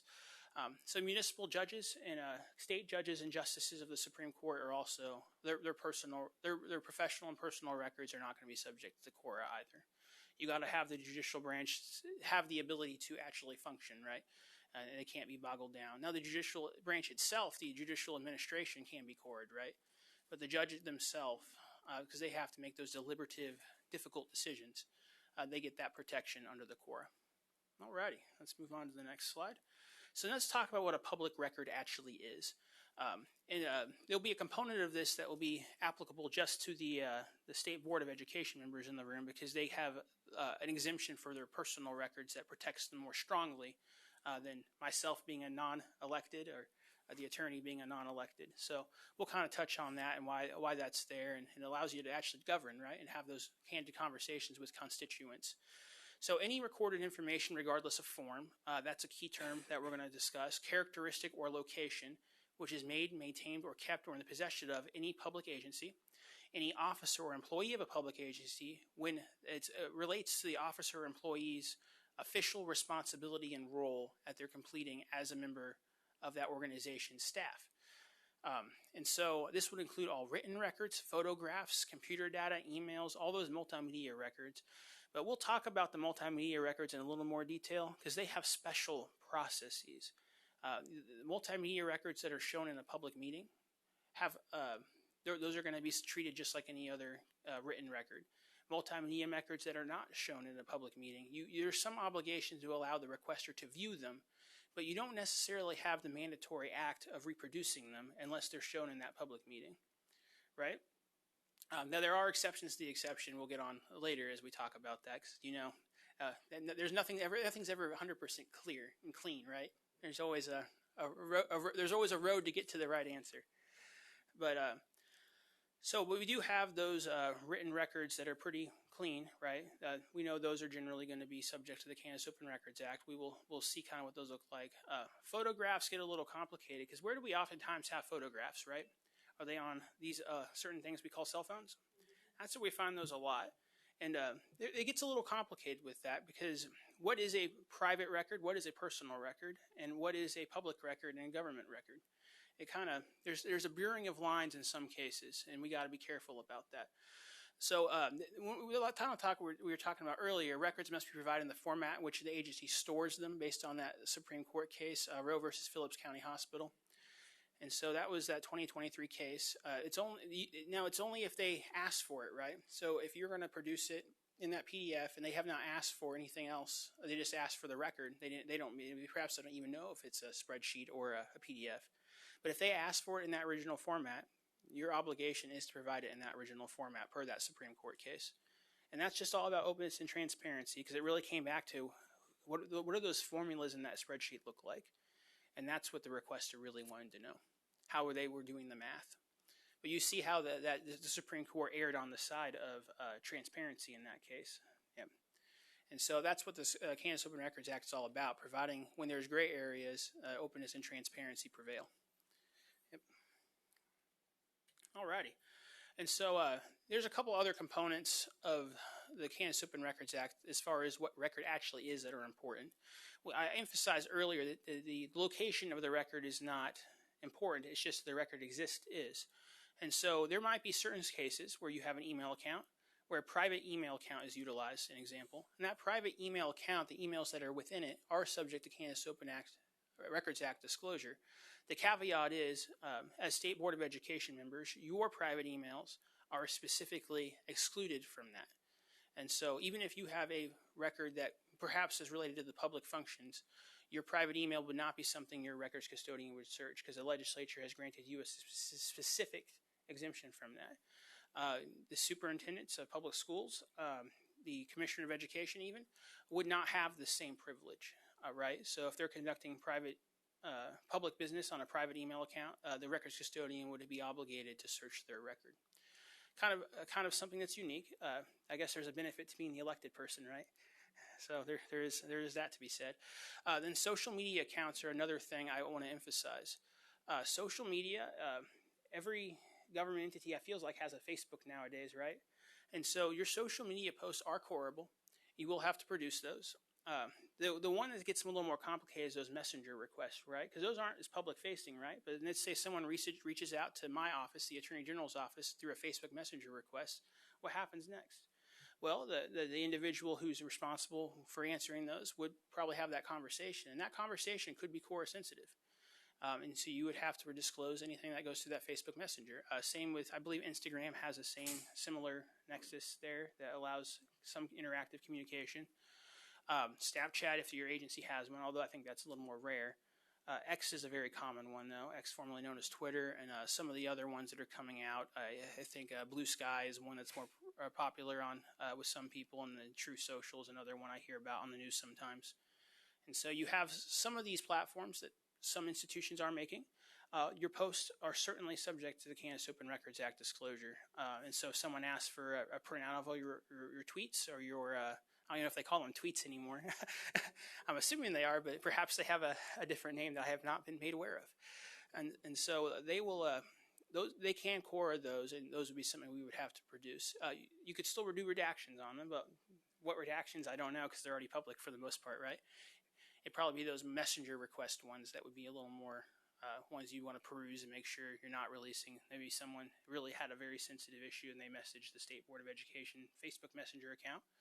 I don't know if we have one. I don't even know how to use those on that professional account, but I'm sure they're out there. And so you just got to be careful about the social media aspect of things. This particular, and this is a COMA tangent real quick, as you're doing your business, COMA does apply to social media too. So if you're a group of 10, so 6 of you were opined on the same post, oops. So you got to be careful about that. So social media is a dangerous place for public officials sometimes, and so we just got to make sure we're doing our due diligence. If you really want to write something, make sure you go through the post first and make sure 5 of your friends on the board haven't already opined.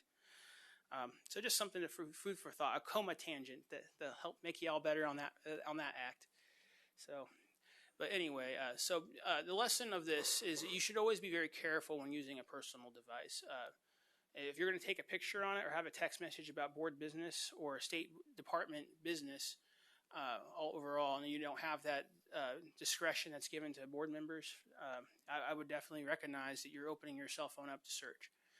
At the AG's office, I have 2 devices. I have a personal one and I have my work one. I keep both very separate. And so that works out great for me. It may work out great for you. Maybe it's just not a feasible option because of cost barriers. But it's just something to think about. It's applicable to all public employees. They have to do this balancing act. And so some folks will take pictures on their personal device for work purposes. I know some of our investigators do. I always get on them. I was like, well, you want me to search your phone next time? And so they quickly transfer the document to the appropriate device in the appropriate server. They're pretty good about that, yes. Matt, help me understand a little bit about that. So personal device is searched, right? But only search for the contents by which it is done. So someone like you could go through every personal thing. Yeah. But what you're not doing is you're not opening up your personal device and saying every picture on this personal phone is now, correct? It would only be... It would only be the specific search term that's relevant to the search. So let's say one I've had to do is maybe a particular court case that is resolved, and so the attorneys that are quora'd we would search for that particular search term. And so the search term might be murder, an example, because that was the case we were doing. So we would search murder, and we would associate it with the case. So murder plus Jack versus Jill, an example.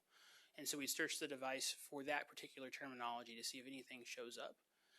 Most people are pretty good about transferring the records, and so when they get to that, they already have it on the government server. We're good to go.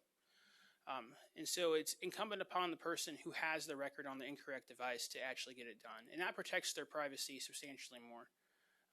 And when they're a partner in making sure privacy is a priority. We at the AG's office, we always emphasize that. We tell them at new hire orientation, keep the barrier up so you have that very clear distinction. And when we do trainings across the state, we always emphasize that. That way, everything that you do on your personal device can be said to be personal. Really, the largest challenge I see with that is just texting your office mates. It's easier to just grab your own phone and then message person A, messages coworker B, and they have that conversation about work-related activities. That is the most common one, I think, is press conference discussions when you're trying to get a press thing done and you just want to get it done real quick, so you text on the personal phone just to get it done. Those are most certainly quorable communications, and so that's one example that my communications director at the AG's office frequently does. She'll send a message on the text like, oh, crud, I shouldn't have done that because now my text message is horrible, and she frequently has to turn it over to my system. But that's kind of the main obstacle with that. So to answer your question specifically, we will not, it's not a blanket search, it's just specific to the search terms of the request. And your general counsel and your core officer could determine that perhaps the request is too broad and a search might not be necessary because it would not be in the spirit of the core. That's also an option, but you have to have definitively done the KSA 45221. There's a list of 56 exceptions. You'd have to really work through that and come through that. So then I think you guys may have some of the FERPA stuff you got to contend with as well. And so you got that in your toolbox. You got to really work through to make sure some of those communications aren't inadvertently violate the FERPA as well, Federal Education Records Protection Act, for those watching online. And so, Board Member Potter? Yes, thank you. So, none of us are given like a state board telephone. So all of us, if constituents are contacting us, are going to do it through our personal phones. So when like a parent calls and tells me, oh, I'm having problems with this teacher, and they name their kids and they name their problem and blah, blah, blah, how much of that is CORA then?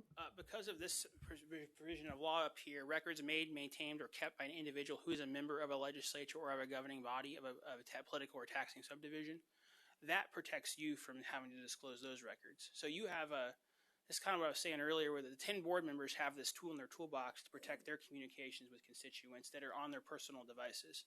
The current AEG interpretation is that if those communications are on your government account, then that would be something that could be turned over, right? But if it's on your personal device, as an elected member, you've received some protection. That's Attorney General opinion, I think 2002-1, written by Carla Stovall. And so that's something to peruse. That may be up for review pretty soon. We'll see. There's some talk about the legislature might want to adjust that to one way or the other, so that way it's uniform and synchronized with what they have to do, which might be a benefit to you guys. It might protect more of your records. They might go the opposite direction. I can never predict where the legislature is going to go. It would be in poor taste on my part if I made a bold prediction on how they would change the law.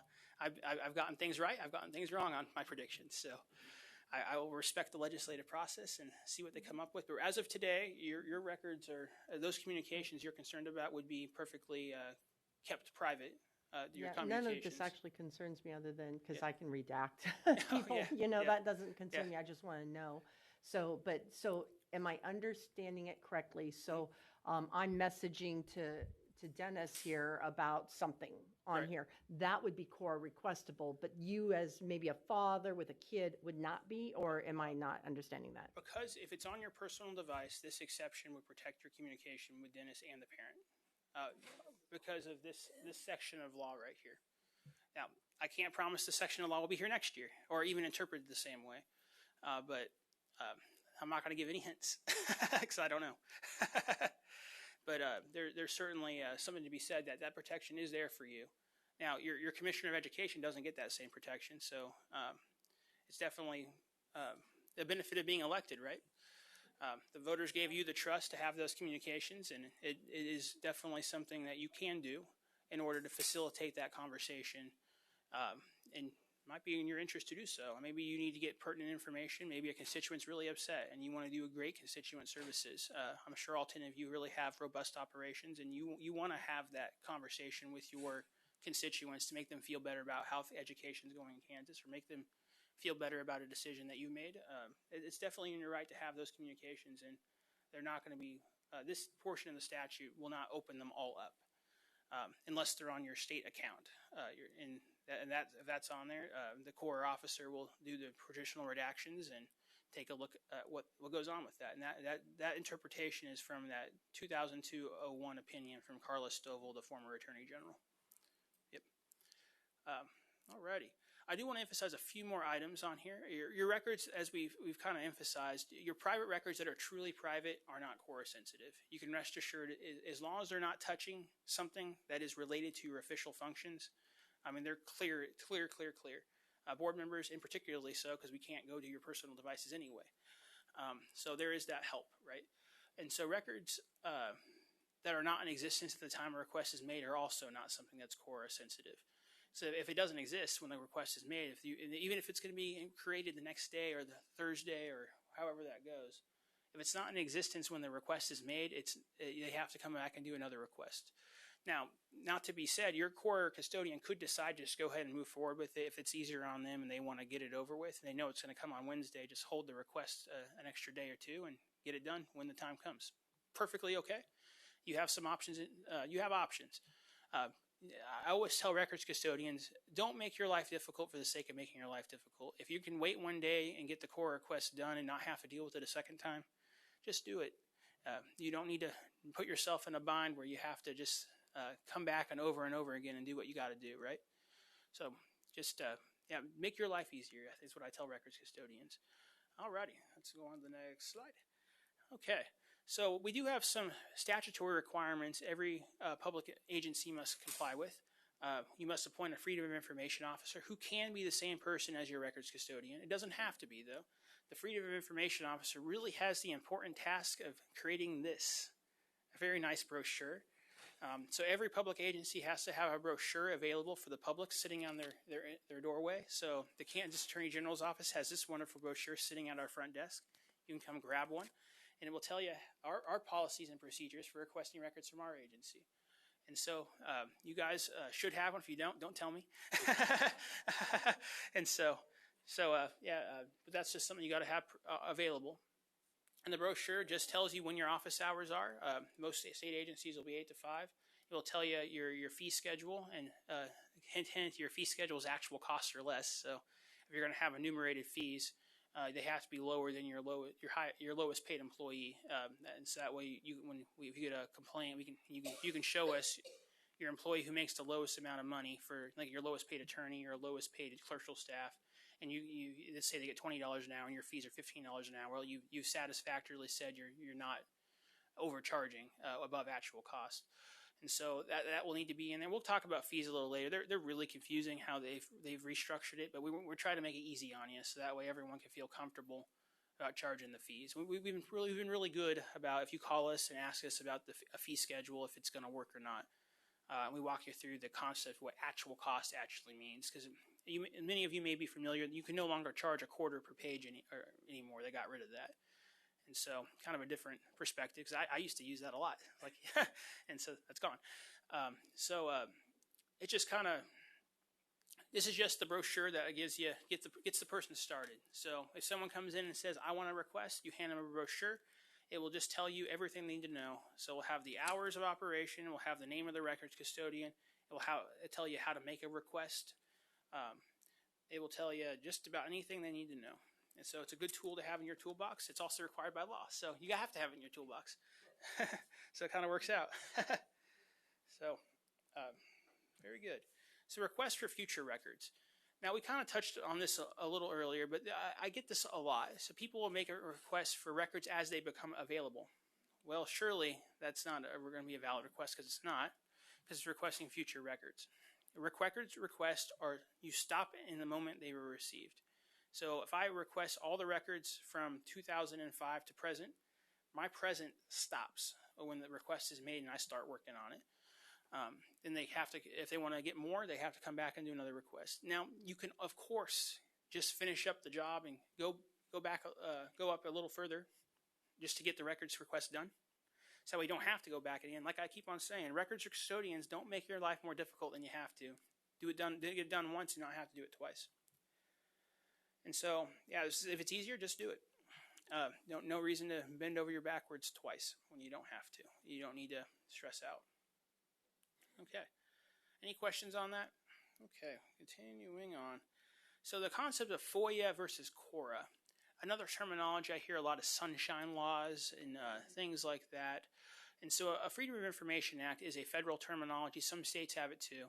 If you get a FOIA request or a sunshine request, you just go ahead and treat it as a CORA request, and you're going to tell the requester that that FOIA request is truly a CORA request, that we're going to use state law to apply. Because we're not going to apply federal law to the Kansas State Board of Education. We're not going to apply it to the Attorney General's office. We're going to apply state law because we are not a federal agency. Federal law applies to the federal agencies. Missouri law applies to Missouri agencies. So in Kansas, we use CORA, and your obligation is to go ahead and move forward with treating a FOIA request sent to your agency as a CORA request. But you're also going to do a public service and inform them what the CORA is.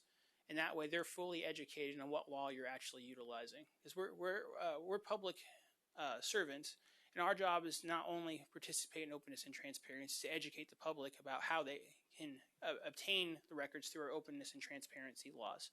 That's why we have Freedom of Information officers at each public agency. Okay.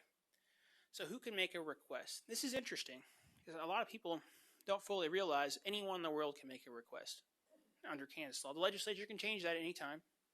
But if you get a request from Japan, guess what you're doing? You're fulfilling that request from Japan. I get requests from Canada all the time. There's some crime statistic organizations out of Canada. There's racial and bias policing statistics reports that are compiled in Canada for the United States. They request these records all the time. Europe will also routinely request American records. So it's just part of the process, right? And so we will get a request from all over the country, all over the world, and it just puts us in a place where we just have to comply with it. We also get requests from a place called prison. And sure enough, those come in rather frequently, especially in criminal justice agencies. And with that in mind, are those people treated the same under the CORA as anyone else? I said CORA treats everyone equally, so the answer is yes.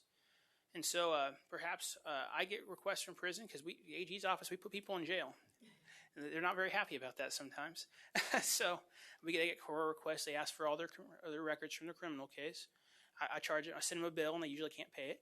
That's the way it goes sometimes. But they ask for thousands of records. Realistically, our agency can't absorb that cost because a lot of them are multimedia. A lot of them are things that are just expensive to reproduce. But if someone from an incarcerated institution does reach out to you about our open records request, you're going to treat it like any other request, realizing prison mail is slow. And so you may get the prisoner request. You may get it a month after they submit it through the mail. That's okay. You're going to take it. You're going to document the day you get it. You're going to make sure you comply within your 3 business day window of getting that out, and you're going to then send the response back. And it may take another month to get there because prison mail, they have to send it through the system. It goes through, it's routed, it gets searched, and that's the way it goes. But they are entitled to the same treatment as anyone else in the public. Just as anyone in Japan or Europe or Canada is entitled to the same treatment that we give anyone here in Kansas. And so that's the Open Records Act for you. It's an act that truly treats everyone the same. It also means the record that comes out from person A is the same for person B. So no one gets a different redaction than anyone else would have gotten. Yep. I've seen two requests, one for the state board or their subdivisions or their agencies that they work with, the School for the Deaf and School for the Blind, where there's been some, they look like phishing emails where they're asking for all the payroll, payment receipts, all that. And I've researched it, and it looks like they're legitimate businesses from other states, but they're basically trying to gather, data and information. And so I've pushed back on that because they've been more like AI generated requests. Yeah, those Have you seen many questions about that? I have gotten a lot of questions about those, actually. I was just working with the county attorney who got one of those over the weekend, actually. Those requests are becoming more common. AI is producing, and I think I mentioned earlier, the open guide I gave you, the AI is pulling from that a lot. In language, the AI is learning from the official resources we produce. It's a little scary. So it means we got to keep these things up to date pretty quickly, and we got to do it right. That's one obligation we have, but we still are obligated to fulfill those requests. Even if they're AR generated, they feel fishy and spammy, as long as there's a legitimate person that can provide a name and address attached to it, we're stuck providing at least starting the process. Maybe they are AI and they can't actually send a check. I mean, makes that problem go away if they can't actually pay. Because they don't know how, and AI can't write a check. But it is a problem I'm seeing. It's one that it's catching a lot of people off guard. Even I've gotten some that seem a little fishy, but there is no mechanism in the Corps presently not to fulfill them unless they don't pay. Or if they fail to communicate back. Let's say you ask for the name and address and they're unable to provide that. That tool might be in your toolbox to kind of diffuse that situation, but presently, if the AI responds back with a name and address, I mean, that's just the way it goes. Yeah, it kind of makes things a little more complicated, and perhaps that is an area where the legislature probably should provide some guidance in for the rest of the state to utilize. AI law is very much in its infancy right now. There's an AI task force going on. Representative out of Northeast Kansas is handling right now at the direction of House leadership. And so that might be something to produce to them and just kind of figure out what's the best path forward. I think there is an appetite for AI language and changes going forward. What that looks like, I don't know. I proposed the AI bill last year, and I got it to the Senate. We had a hearing. People liked it, and I was like, wait, will this actually do what I want it to do? And so we had to pull it back because I'm like, well, it's hard to legislate something that's so new, and we don't have an expertise in really, where it's a bunch of basically professional amateurs, I'll call us, that are trying to legislate on something we just don't have a whole lot of information on right now. And there's not a whole lot of experts we can call upon either. And so I think that AI task force that Representative Wilcott and the House leadership has put together will be a good first opportunity to really see what comes out of it. I think there is some appetite for some relationship with the government institutions to see how that goes forward.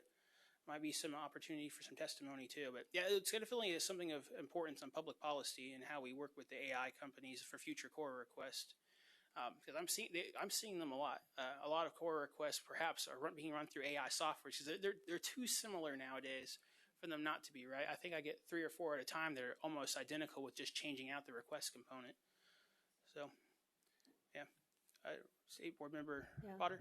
That just makes me curious because if we're not really judging who they are, what they want it for, why they want it, if that's not really our concern, it's a matter of, is the record open? Is the record available? Is it something that is allowed to be public? Then, like you said, if they can pay for it, I wouldn't understand why we would concern ourselves, even if it was AI. I don't know why. I mean, fishing for a public document is just asking for a public document. Phishing to me is something that's private that you have to protect, and public information would not be that. Just to clarify, because I used that word, phishing, I'm saying phishing in trying to elicit providing receipts, payment information, like, tricking you to provide the kinds of things that then can be financially, it's not a public record, but so the things I've seen have more, they smell more like phishing, trying to get receipts and invoices and things like that. Yeah, and some of that might be true. It's a really challenging endeavor with the AI thing. So they'll come up with elaborate requests to try to get things out of you, and I don't know. They're sometimes they're good about it. Well, you say it up there, any person may make a request. It doesn't say that artificial intelligence can make a request. Well, and that's a fairly good question. The legislature hasn't given us a clear guidance on what that even means. Is our AI platforms, what are they? And so, I mean, it's going to be an interesting discussion. I think a very interesting public policy discussion is going to take place in the next year or so on how we move forward. I dare not get in front of the legislature, though. I will get it wrong. So right now, if we get a request and we think it's AI, we need to ask for proof that this is a real person. You can ask for name and address. We can't pry a whole lot. In some cases, we can ask for identification. It's usually election records that's most kosher. And so we got to be careful, though. It's a very delicate balance. So if you ask for a name and address. Yeah, you can definitely So ask you for can them. call them on the phone to find out if that's a real person. You can definitely do that. Yeah. And if they don't respond, or if they do respond and they answer the phone, I mean, I think you have your evidence. But human beings are using AI platforms to create these things in mass, and so I'm sure there is a person on the other end of this thing. But it's unique. It's definitely a problem we're going to have to dissect a little more in the next couple of years. And we're at the beginning of this AI world, and I'm sure 2 or 3 years from now we're like, yeah, we probably should have done that differently, but hindsight's 20/20. Or I guess in the AI world, I don't know if you can even look backwards. It's like probably all around you, 180, 360, I don't know. So it's definitely an interesting world. I dare not try to predict what it's going to look like or how it's going to function after the legislature weigh-ins next year. Or I don't even know if I want to weigh in how our agency would look at that right now. It's just such a complicated issue. But brave new world out there, right, folks? All righty. So moving on. Okay. So the form of a request. The public agency may require the request be made in writing. So definitely highly recommend that. Put that in your brochure. Definitely something very good. The requester must provide their name and address. In some cases, proof of identification is acceptable. And if you have a list of names and addresses, you should always get that certification. They're not going to sell people on that list goods and services, unless you're okay with it. Maybe that's your intent. Maybe they're some textbooks company or some software company you're perfectly okay with. I mean, that's up to you guys. What you want to do with your names of addresses and lists that you got. So the formal request. Now, I do want to emphasize, you require the request be in writing. You cannot use a particular form. So if you get the request on a fax, a notebook paper, I've gotten a request in the back of a hamburger helper box, right? And so my predecessor two times ago, Lisa Mendoza, got one on a prisoner sent her a roll of toilet paper that they had written the request on. Still a valid request. It's in writing. If someone was so inclined to roll in a boulder, and that was, people do some weird stuff. Lisa and I have already experienced it, so it's bound to happen to y'all at some point. So just give it some time. But if it's in writing, it's a valid request. That's the starting point. Then we kind of decide from there if there's something that we can do to make the oddness go away. But I mean, hamburger helper for me, toilet paper for Lisa, who knows what's next? So if it's submitted by fax, email, or hand delivery, all acceptable. Okay, the requester does have certain rights too. Unless it's closed by law, I mean, they get to review the record. And review means you either have it in person or they have a reproduction of it. As a reminder, the reproduction only is applicable in cases where it is shown in a public meeting or it's written in electronic format or written in paper format. What does that exempt? Multimedia, which you just have to allow them to view it. Although I will emphasize, sometimes it's just easier to just click the email, send over the multimedia, and get it over with, because it means you have to sit with them for like an hour in a room trying to get that multimedia thing done. If it's a video, oh goodness. But sometimes things are copyrighted, and you can't just redistribute copyrighted material, so then you have to do it in those cases. And so there's always an exception to every exception, right? So that's the copyrighted material in this case. So if copies cannot be made in the location where the record is located, you have to make arrangements for that copy to be made. And the portion of the record is closed, then the remainder must be made available to the requester. Request for information is different than a core request. Very distinctive question. If someone is requesting records, you can provide them records. If someone's requesting information, you send that to your comms people and let them deal with it. But in all reality, sometimes it's easier to just answer a request for information by providing a record. Totally okay to do that. You might be better off just to answer the question anyway and incorporate it into a records request. I mean, do what's easiest for you. But if something's definitely a request for information and you don't have responsive records, handle it with your comms department, handle it in a way. And if they're thinking they're interpreting a request for records, they're misinterpreting it, they're putting requests for information in a core request and they're invoking the core, respond back to them explaining that you're asking for information, not asking for records. Can we help you clarify what records you're looking for? You're going to provide that customer service, right? You're going to try to get to an answer for them on whether or not a record exists, but you're not going to feel obligated to answer questions for information unless that's what you want to do. The board members independently and the commissioner and his team will have that opportunity to decide what requests for information need to be fully fleshed out. But yes. Okay, you're hitting on my genealogy here. So court cases that are over 100 years old, I was told those could be destroyed by the agency. A lot of times they are. They will have.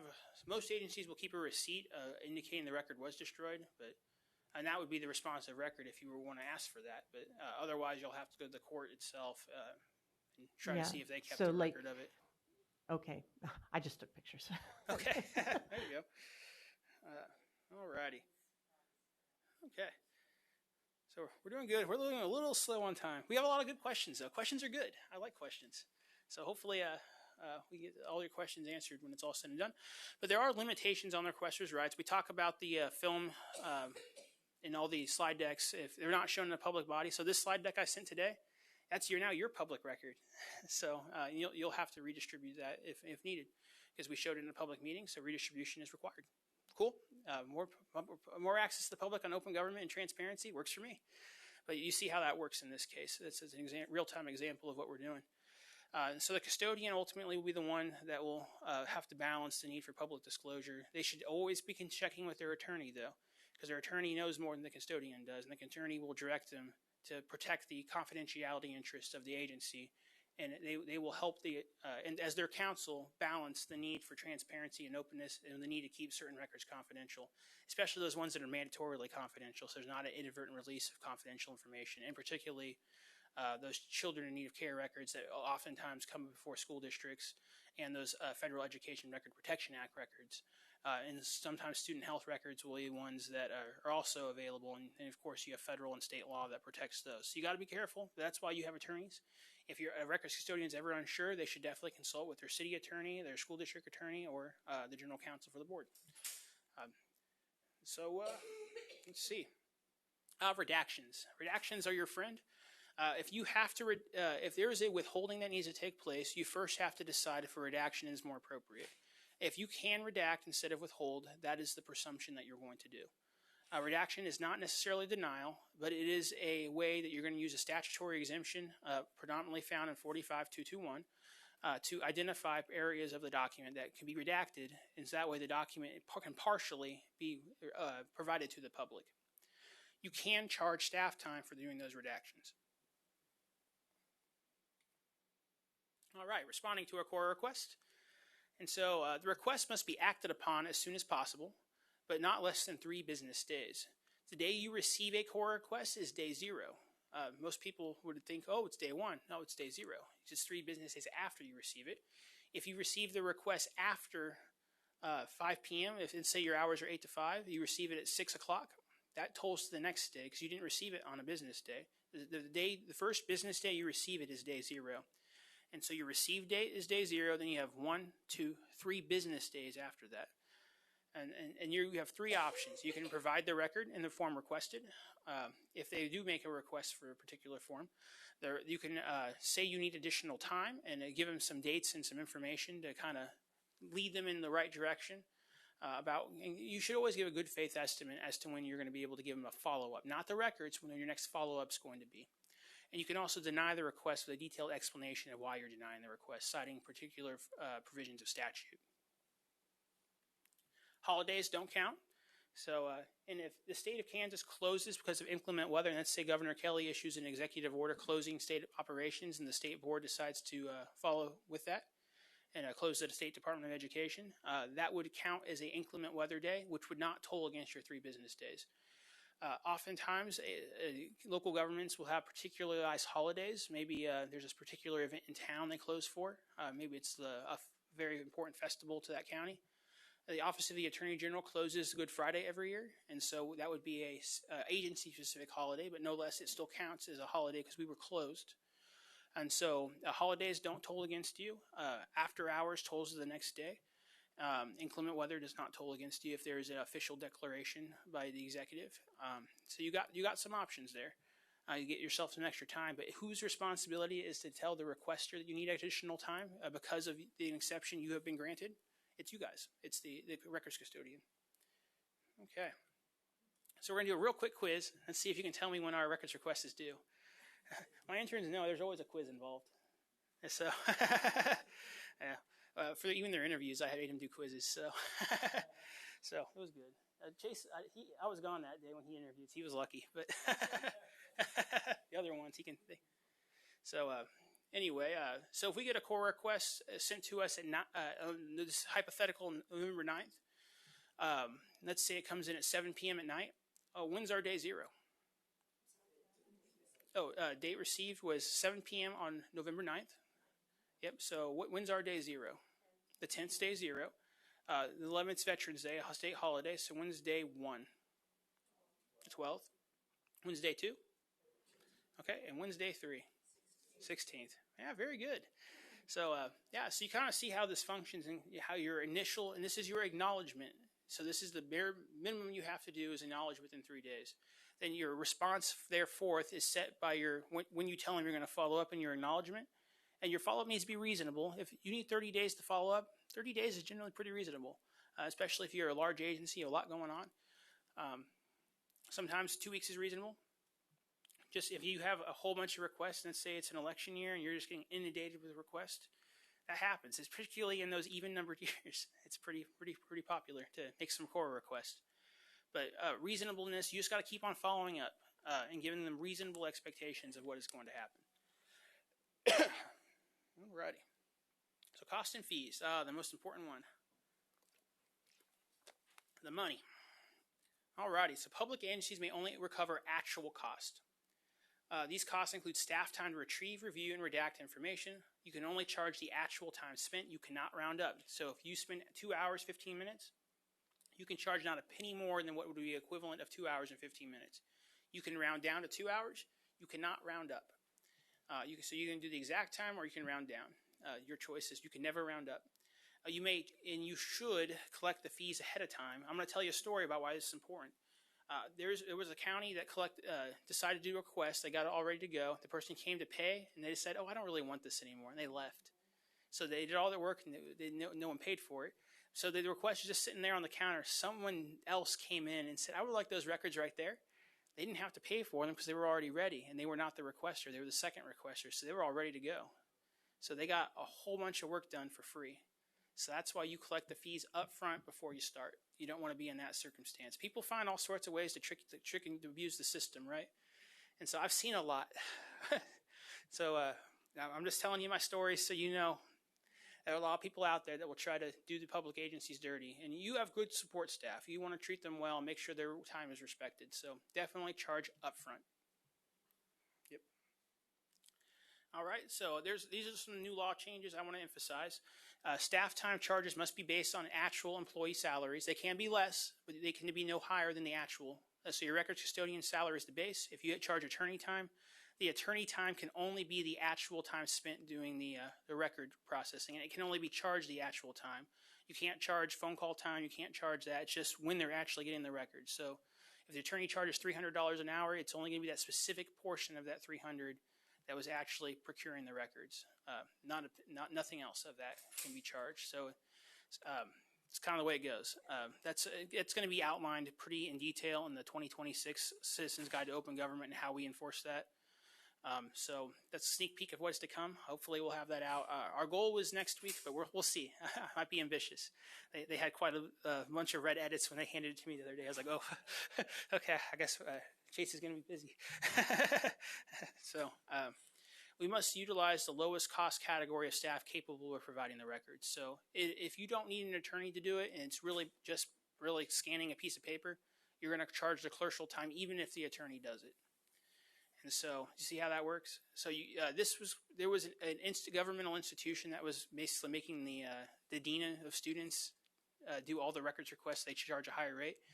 So it happens. And so the legislature is like, nope, you have to use the lowest cost category going forward. And so you see from point A to point B kind of how things go, right? And so, okay. So this is where I mentioned earlier, you have the $200 and 5 hours limit. So once you hit that 5 hours, you hit that $200, you're going to have some discussion requirement where you have to have that interactive communication to see if you can't reduce the scope of the request. The requester may say no, or they may just ignore you. If the requester ignores you after 3 days, the request is considered lawfully withdrawn. And so there is that component of it. But if the requester also requests an itemized receipt of everything that you are charging them, you have to provide that now. That's a new portion of the law. So you have to itemize every actual cost you're trying to charge. This is what makes it really hard if you're going to charge for paper and ink and all that. It's just the math doesn't work unless you have the actual ability to say that a piece of paper costs this much and a drop of ink costs this much. So you got to have exact information so it doesn't exceed actual costs. If you don't have the supporting documentation, it becomes a little more harder. Staff time, you always have the salary book, right? You can always see kind of what's going on with that. Alrighty. And a couple other things. We're nearing the end. We just have a couple of core exceptions, and we have the violation section. And so we'll do some questions. I'm not in a hurry, so if you want to catch me for questions afterwards, I don't want to keep you too far late, though. So violations, of course, the Attorney General and your county or district attorney can investigate those. So the Attorney General is the state main enforcer of the Kansas Open Meetings and Open Records Act. Your county and district attorney can do court actions. We do all the normal investigatory stuff, take oaths, do investigative work, research and subpoena documents. And so then we do, the AG's office can do a consent order and a finding a violation. Consent order means we've talked to you, we've come to a resolution, this is the plan to make things better. Finding a violation means we're going to publicly sanction you. You definitely want the consent order, it's a lot better. We can also go to court. If our consent order is not being followed, we can take the court and get a court order requiring the enforcement of the consent order or the finding a violation. Enforcement, of course, is not something we ideally want to have to go through. We just hope everyone will kind of get along and move forward in the right direction where we're all team players and openness and transparency. A lot of COMA and CORA violations are not intentional. They're what we call technical violations, and that just means there was a technical issue of how something was followed, and no one really intended to do anything bad. And I want to emphasize that. We aren't seeing malintent in a lot of what we are finding. It's just people are not fully informed over law changes. The one about the live streaming of meetings has been one that I think a lot of people just didn't realize they have to do point A to point B nonstop, or they have to adjourn and restart. That's kind of a different thing, and a lot of folks just don't know about it. So technical violations are truly more frequent than people actually intentionally doing something wrong. So I do want to emphasize that we have good people in Kansas, and so we aren't seeing a lot of intentional things like that. Sometimes there is, but they're a lot less frequent than the technical issues that just require education. And education is a good thing because a lot of people get to see the education too. I go to small towns and teach them. The whole town knows what open government's all about now, so it's a win-win. So everyone gets to learn. You can make a comment. Yeah, I would like to address that because thank you for that clarification because that is something that early on I didn't think I was understanding things, and that's why I came to your office and asked for your brochure, and I started studying it. And that's why, like, when our meeting didn't have the video going right away when you started, that made me very anxious because I knew it was required. And so I appreciate you validating that because I don't think anybody is, like you said, trying not to do what they're supposed to do, but it's hard. It's nice to hear it from you that it is required. If you start a meeting with the video, it must go all the way through. As I understand it, I think that's what you just said. Yeah, you this can't. is a new law as of July 1. Yeah, it was Right, last year. right. Yep. But that's very important. Yep. So, it's just, thank you. Yep. So, and that was all because of something in Johnson County. The legislature got with the governor and said, yeah, we didn't like what happened in Johnson County, so they changed it. So, Johnson County does inadvertently affect the whole state frequently. As many of you will find out, our two Johnson County representatives in here are probably quite aware of that. We're almost done. Sorry about that. So we can do penalties of up to $500 per violation, require completion of trainings, and charge reasonable expenses. Although we try to keep the fees down, especially during technical violations. So learning is a better tool than punitive damages, right? And so education, I mean, we're the State Board of Education. Yeah, we understand the value of education, right? And so we try to emphasize that too. A.G. Kobach is a law professor by trade, and boy, he 20 interns, and he makes them do classes every Wednesday. So so there is a lot of education going on. He believes that's the most powerful tool, and I think that's some shared mission. And so, alrighty. So that's kind of where the most academic portion of this. I have some couple of categorization of records things, just the most commonly used exceptions.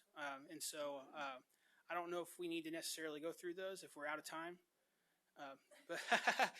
But yeah, you guys definitely have the slide deck. And a question from Michelle? Yeah, Michelle, go ahead. Thank you, Madam Chair. Thank you, Matt. Absolutely. Just a quick question. So it sounds like today's training was mostly, I mean, it was educational purposes, but as far as the training, it would almost have to be for the department or for our attorney or for the KSD attorney, correct? Because anything I get, if it's in regards to core or coma or whatever, I'm going to get guidance on that every single time. Because as an elected official, I don't even have to respond to anybody. I mean, the email that gets sent to me, I don't even have to respond to somebody as an elected official under the First Amendment, unless, especially if I'm not educated on that subject specifically. I'm going to get guidance from somebody. So, would that be something that we would want to have embedded into our email system for like an automatic response? If I mean, that's something that we want to educate the public on. Because they're not going to get, I'm not going to send anybody anything unless I first get guidance from the attorney or from the KSDE attorney. Because I don't want to give something out that needs to be redacted, because that's something that they do within the department, not something that I would do since I'm not, that's not my job and I'm not a paid employee. You know what I mean? As far as like, does that make sense? Yeah. So Open Records Act requests that were received by staff should be directed to the records custodian for processing. That's the most effective way to do it, and they will work with the attorney. That's the records custodian's responsibility to be that arbitrator of what is a public record and what's a confidential record, with the guidance of their legal counsel assisting them. And so that would be the appropriate thing to do. If you get a core request to your state government account, is to go ahead and forward that to the appropriate staff member, which would be whoever's been designated by the commissioner as the records custodian for your agency or your board or your clerk or whoever's received that designation. And so here's a follow-up question on that. You're talking about day one. As an elected official, once again, if it's coming to me and they don't send it to anyone else, that day one doesn't count if they're not sending it to the appropriate person. They're sending it to an elected official that doesn't have to respond to an email to any constituent in Kansas. Yeah, that's a good question, State Board member. So let me just reiterate this back. If a individual sends a core request to a State Board member, that was not the appropriate location. That is true. But the State Board member's obligation is to quickly as possible to get that to the records custodian, of which then it would start tolling appropriately. Now, if the State Board member holds on to it indefinitely, and doesn't transfer in a reasonable time frame, that would be looked upon negatively, because there is openness and transparency as a team sport, and so there does need to be some effort to get that transfer. But the records custodian receiving it really is when that starts to toll. Correct. And I mean, obviously, that's something that you would, due diligence, you would want to, I mean, if you want to be elected again, you are going to want to respond to people. But there's sometimes you may not, you may forward it or whatever, you may not respond at all because you don't want to give the wrong information or whatever it may be. And as an elected, we don't have all those, we don't have everything. We don't have all the rules. We don't have everything under our, our purview. So I just want to be sure that people understand that publicly, that where they need to go and get that information, and they can copy us on that. But again, we would not have to reply to that as long as I see somebody else's copy, the appropriate person is copied on that. Wouldn't need to respond. Correct? Michelle, sorry, Michelle just asked correct. Oh, her statement. The one thing I would add, Michelle, is that you do have the Corps does envision an incorrect recipient informing the requester that you are in fact the incorrect recipient. And so I wouldn't rest on that, because that could be a Corps issue as well. But so you just need to make sure you redirect that to the appropriate custodian. And Michelle, you can't see here, and I know this wasn't your direct question, but I just want you to know, I asked the executive team that I work with to all be in the audience, so they're here learning this as well as our record custodian. And as we change to our general counsel, we're going through that process as well to make sure we have everyone trained up and ready to go, so when that handoff happens, we're not making a technical error. So we're going to get that cleaned up as well. So. All right. Thank you. So, Madam Chair, would you like us to continue with categorization of records? Would you like to call it a day?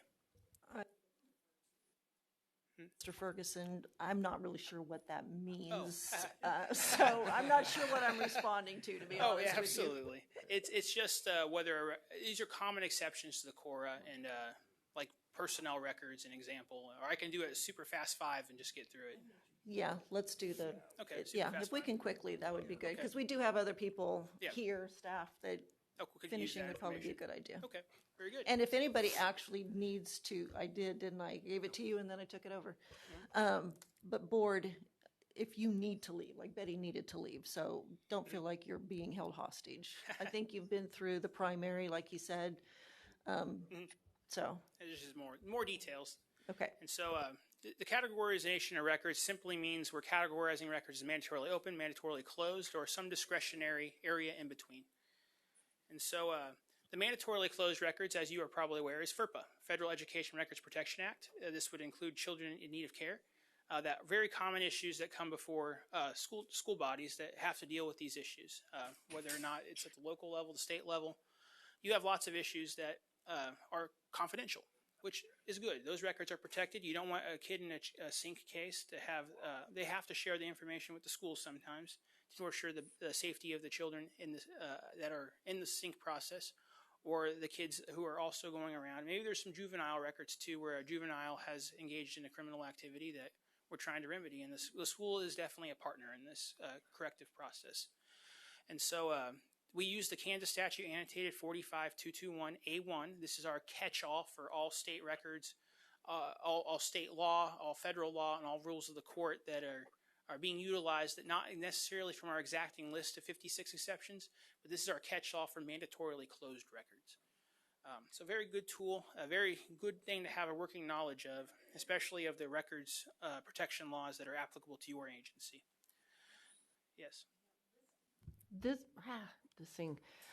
actually is hitting close to one of the concerns I've been having over the last couple of meetings with our formal complaint process and the investigators involved, because it caught my attention. I'm digging into it, and what we have in our formal investigators is we have like 6, I think, contracted companies. Only one of the smaller ones is actually located in Kansas. All the others are out of state. They're not listed with our Secretary of State, and they are not licensed through your office. And that bothers me, because I'm wondering about information that they have to deal with because they're doing investigations. And it's, how are we accounting that information is still being protected? There's just like I have about a dozen Oh, questions, yeah. but that's one of the big ones. It's my understanding the State Department of Education does do administrative and civil investigations. Is that consistent? So you would have the A11 exception available to you. It's called an A11 Yeah, exception. the A11 exception for civil investigations that will have a civil litigation or adjudication associated with it. And so, if you guys are doing investigations of like a teacher licensure issue, you're investigating that. There's going to be a remedy at the end, and your A11 exception will probably protect that until the investigation is closed. Then you might have some other tools in your toolbox, such as privacy concerns. But you'll have your attorney. Now, and these your aren't records employees; custodian. these are contracted companies.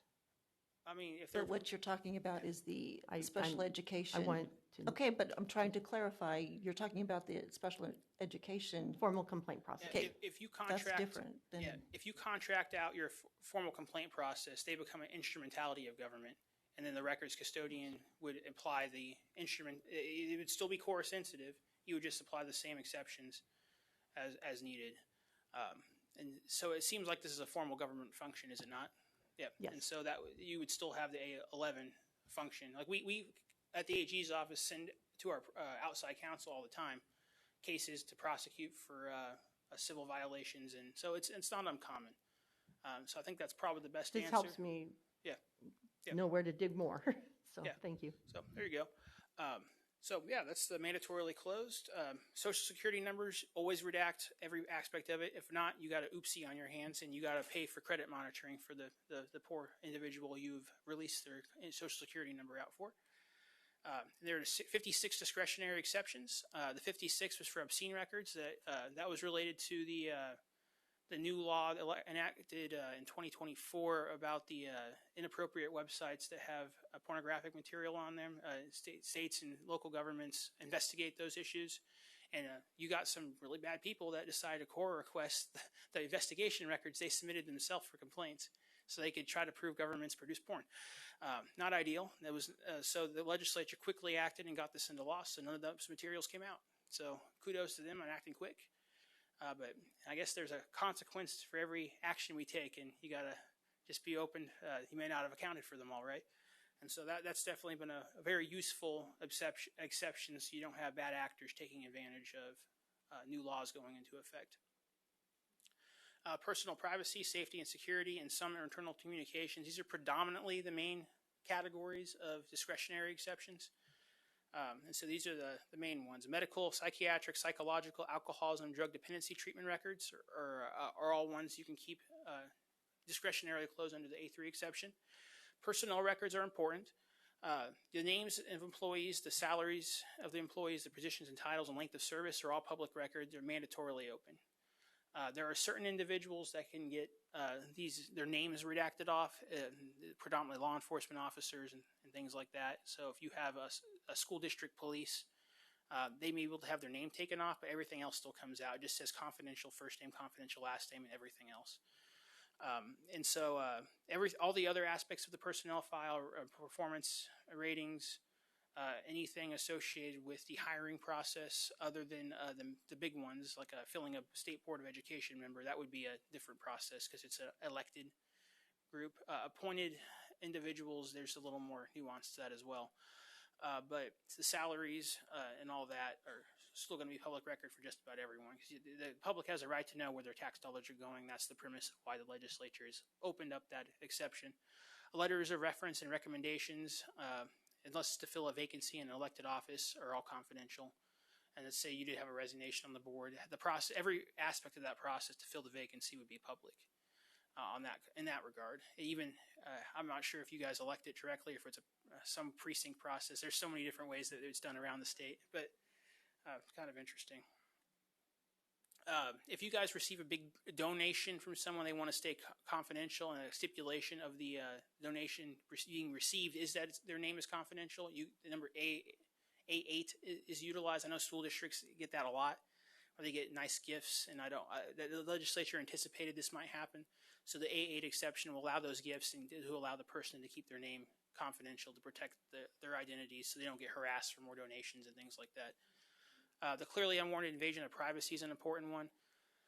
I call this the password protection one. So this is where you can redact names maiden names rather, date of birth, street addresses to protect personal privacy. It's governed under the reasonableness expectation. So any of us who went to law school know the reasonable person, if they find that information be released to be offensive, that's when this triggers in. Alrighty, and then you have the cybersecurity vulnerability exception and physical security exception, all both found in A12. If leasing record would jeopardize the security of your physical buildings or your cybersecurity, you can avoid releasing it under this exception. Definitely one that's utilized a lot for building schematics and your cybersecurity plans. Ooh, talking too much today. Alrighty. Notes. Ooh. I'm good. Okay, your notes, preliminary drafts. Oh my, getting a little rough. Get some water would be good. Oh no, I'm good.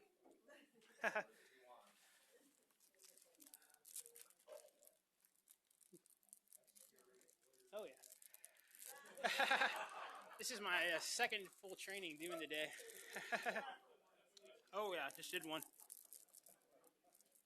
I have a lot of empathy for school teachers. I do this all day. After doing this a couple times, it's like, oh my goodness.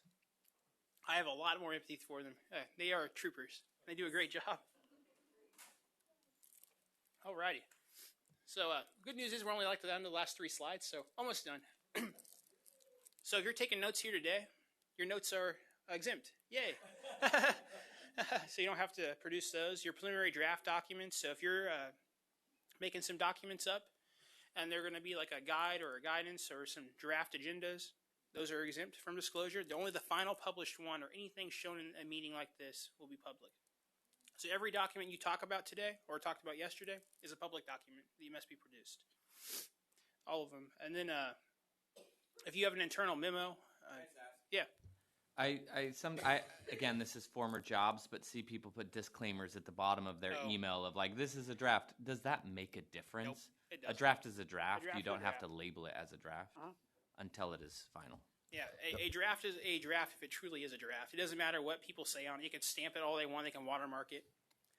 It has to be a true, honest-to-goodness draft, not the final version.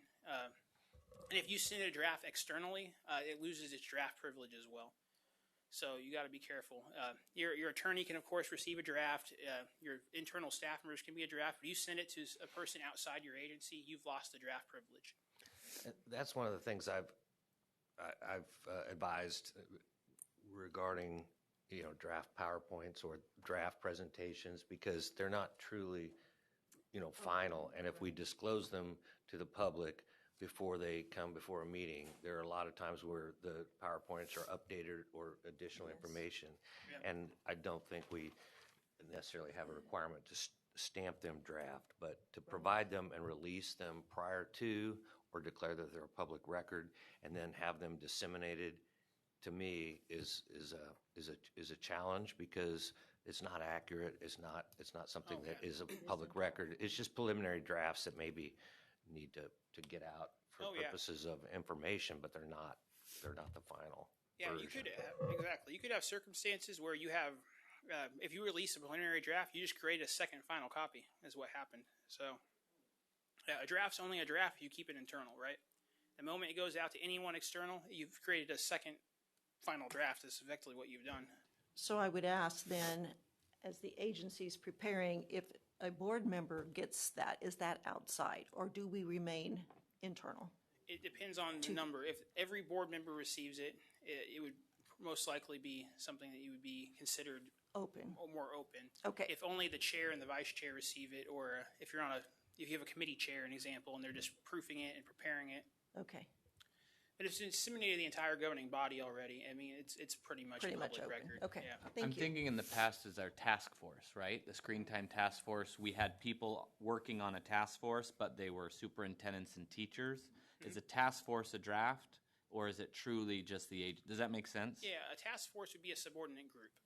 If it's created by the body, so they would be treated like an extension of the governing body. So it'd be a subordinate group, so it would be basically functioning internally as to what you guys are doing. So it wouldn't be external in that case. And if they shared it with anyone, well, that wouldn't be too terribly helpful, but Yeah, they'd still be subject to all the coma laws, exactly. So you would have to deal with all the public disclosure as far as meeting notices and all that for a task force. But yeah, so your quorum is, or your coma sensitive number is 6. If you have a task force of 5, their coma sensitive number would be 5. An example, yeah. So task force, that's a new portion of the law too that went into effect July 1, 2025. I don't know how many's on a task force, but if there were 5, it would be 3. Yeah. Yeah, and that was really put into full throttle because there was some hints about how the AG's office interpreted that, and the legislature enumerated it, and it became effective July 1, 2025, the new subordinate group rules, much stricter than they ever have been. And so, kind of interesting, but it's definitely been one I think local school boards have struggled with, and so because they have so many site councils, and those technically would probably become a sensitive going forward if they're authorized by a what's it called, this local board of education, because they were a subordinate group created by them is the terminology I think the statute uses. So it's kind of an interesting, yeah. I haven't done as many coma trainings, so I haven't been able to get the word out on that as much, but yeah. Yeah, things are that law change in 2025 really changed more than I think people thought. That it really expanded in the definition of what a subordinate group is for coma. But you ever want to have me back for coma? I have a lot to say about that. Of course, attorney work product, but it actually has to be a work product only an attorney could do.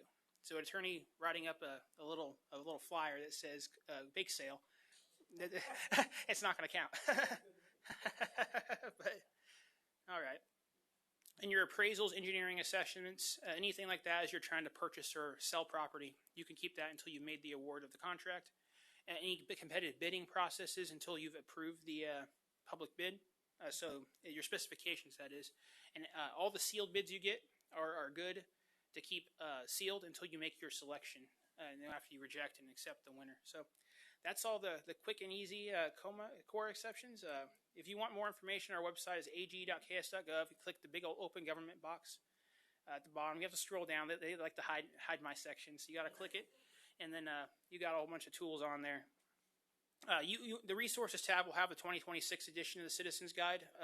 I'm just going to email it to you when it's done, so you won't have to go search for it. But yeah, that's mission accomplished. And so, well, thank you. Yeah, absolutely. And 30 minutes longer than I thought, but you asked a lot of questions. Well, we did. We have that was on us for sure. I will thank you. Truly, absolutely. I think this has been super helpful, honestly. So I really appreciate that. It gives us better information.